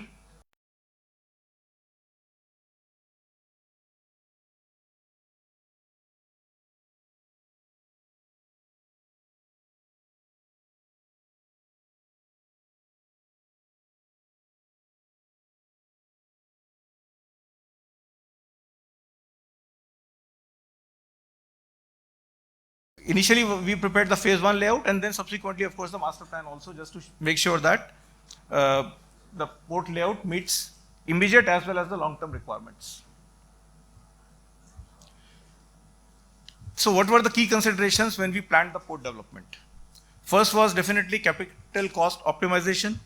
The focus was to have a layout with optimum capex and opex so that phase one development of the port was financially viable. At the same time, it meets the objective of handling the Capesize ships. Then second was cargo evacuation and throughput. Yes, it is quite easy, relatively easier to develop the capacity in the port in terms of cargo handling and storage, but evacuation of the cargo is the key aspect. That should be duly considered. So, and particularly when we were talking of the lot of bulk cargo, which was to be handled through rail, so the rake loading, unloading facilities were planned in terms of wagon tippler as well as the stationary coal loading system to the rakes. Future flexibility was another thing, because whatever master plan we had prepared based on the given cargo at that time, suppose the cargo doesn't materialize in the long term, then we should be able to handle some other cargo also. So the layout should have a flexibility. If it is planned for, let's say, liquid cargo doesn't materialize, are we able to convert it to the containers? So that kind of flexibility was there. And subsequently, because we prepared the master plan in 2005, and subsequently we revisited the master plan in 2011 also for the same port. By that time, phase one was completed, but then we had to do some adjustments. But the layout was adequate that we were able to do the adjustments. So current status of the Gangavaram port, this is the picture of the Gangavaram port. It is in operation for past 18 years, consistently met the cargo requirements of VSP by handling Capesize ships, significantly reducing the overall logistic cost. This port plays a vital role in serving the hinterland by efficiently handling a wide range of cargo, including fertilizers, containers, and other type of commodities. The port handles about 40 million tons cargo per annum currently, and it is well positioned for expansion. So thank you. Bye. Thank you, sir, for that comprehensive presentation. And I request Mr. Paras Sanghvi to present a memento to Mr. Sanjeev Gupta.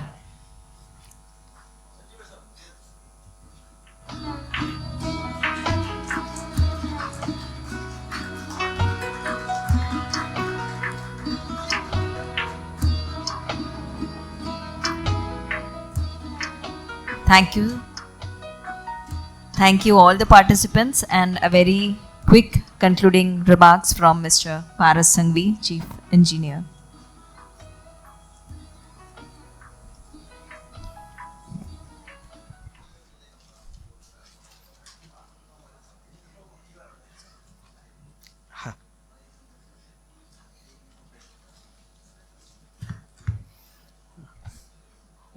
Honorable PS sir, Honorable VC sir, and all the dignitaries, expert speakers who have came here, accepted our invitation, and give these insightful presentations. We are committed to have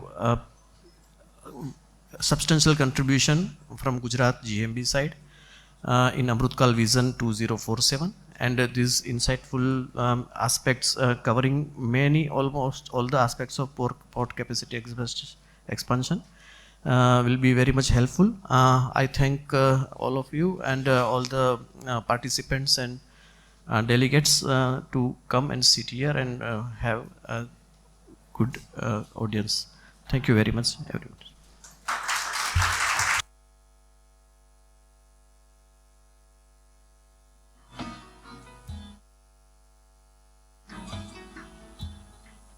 So once again, I would request dignitaries to please step forward for a group photograph. All GMB officials, HODs, also please join for a photograph. We had a group photograph with the speakers, but I would also request all GMB, HODs and officials to please join for the photograph.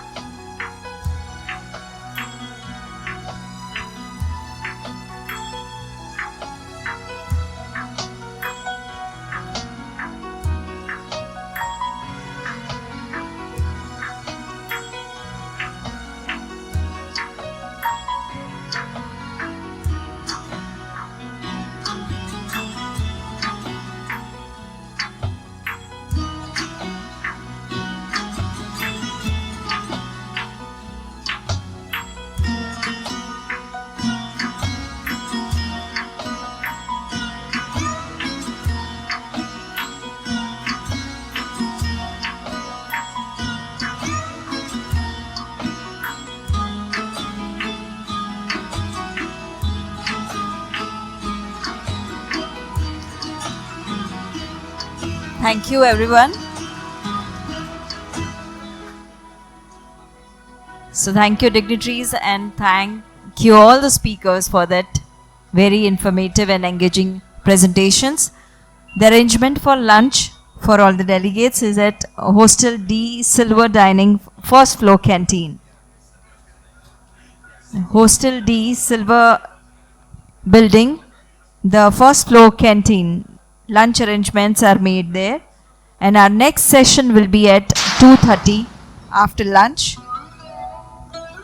So, ladies and gentlemen, our today's deliberations have clearly demonstrated various aspects in augmentation of capacity of the ports. Thank you all for joining in this session, and we thank all our esteemed speakers for their invaluable contributions and all the participants for their engagement. Thank you. Thank you once again.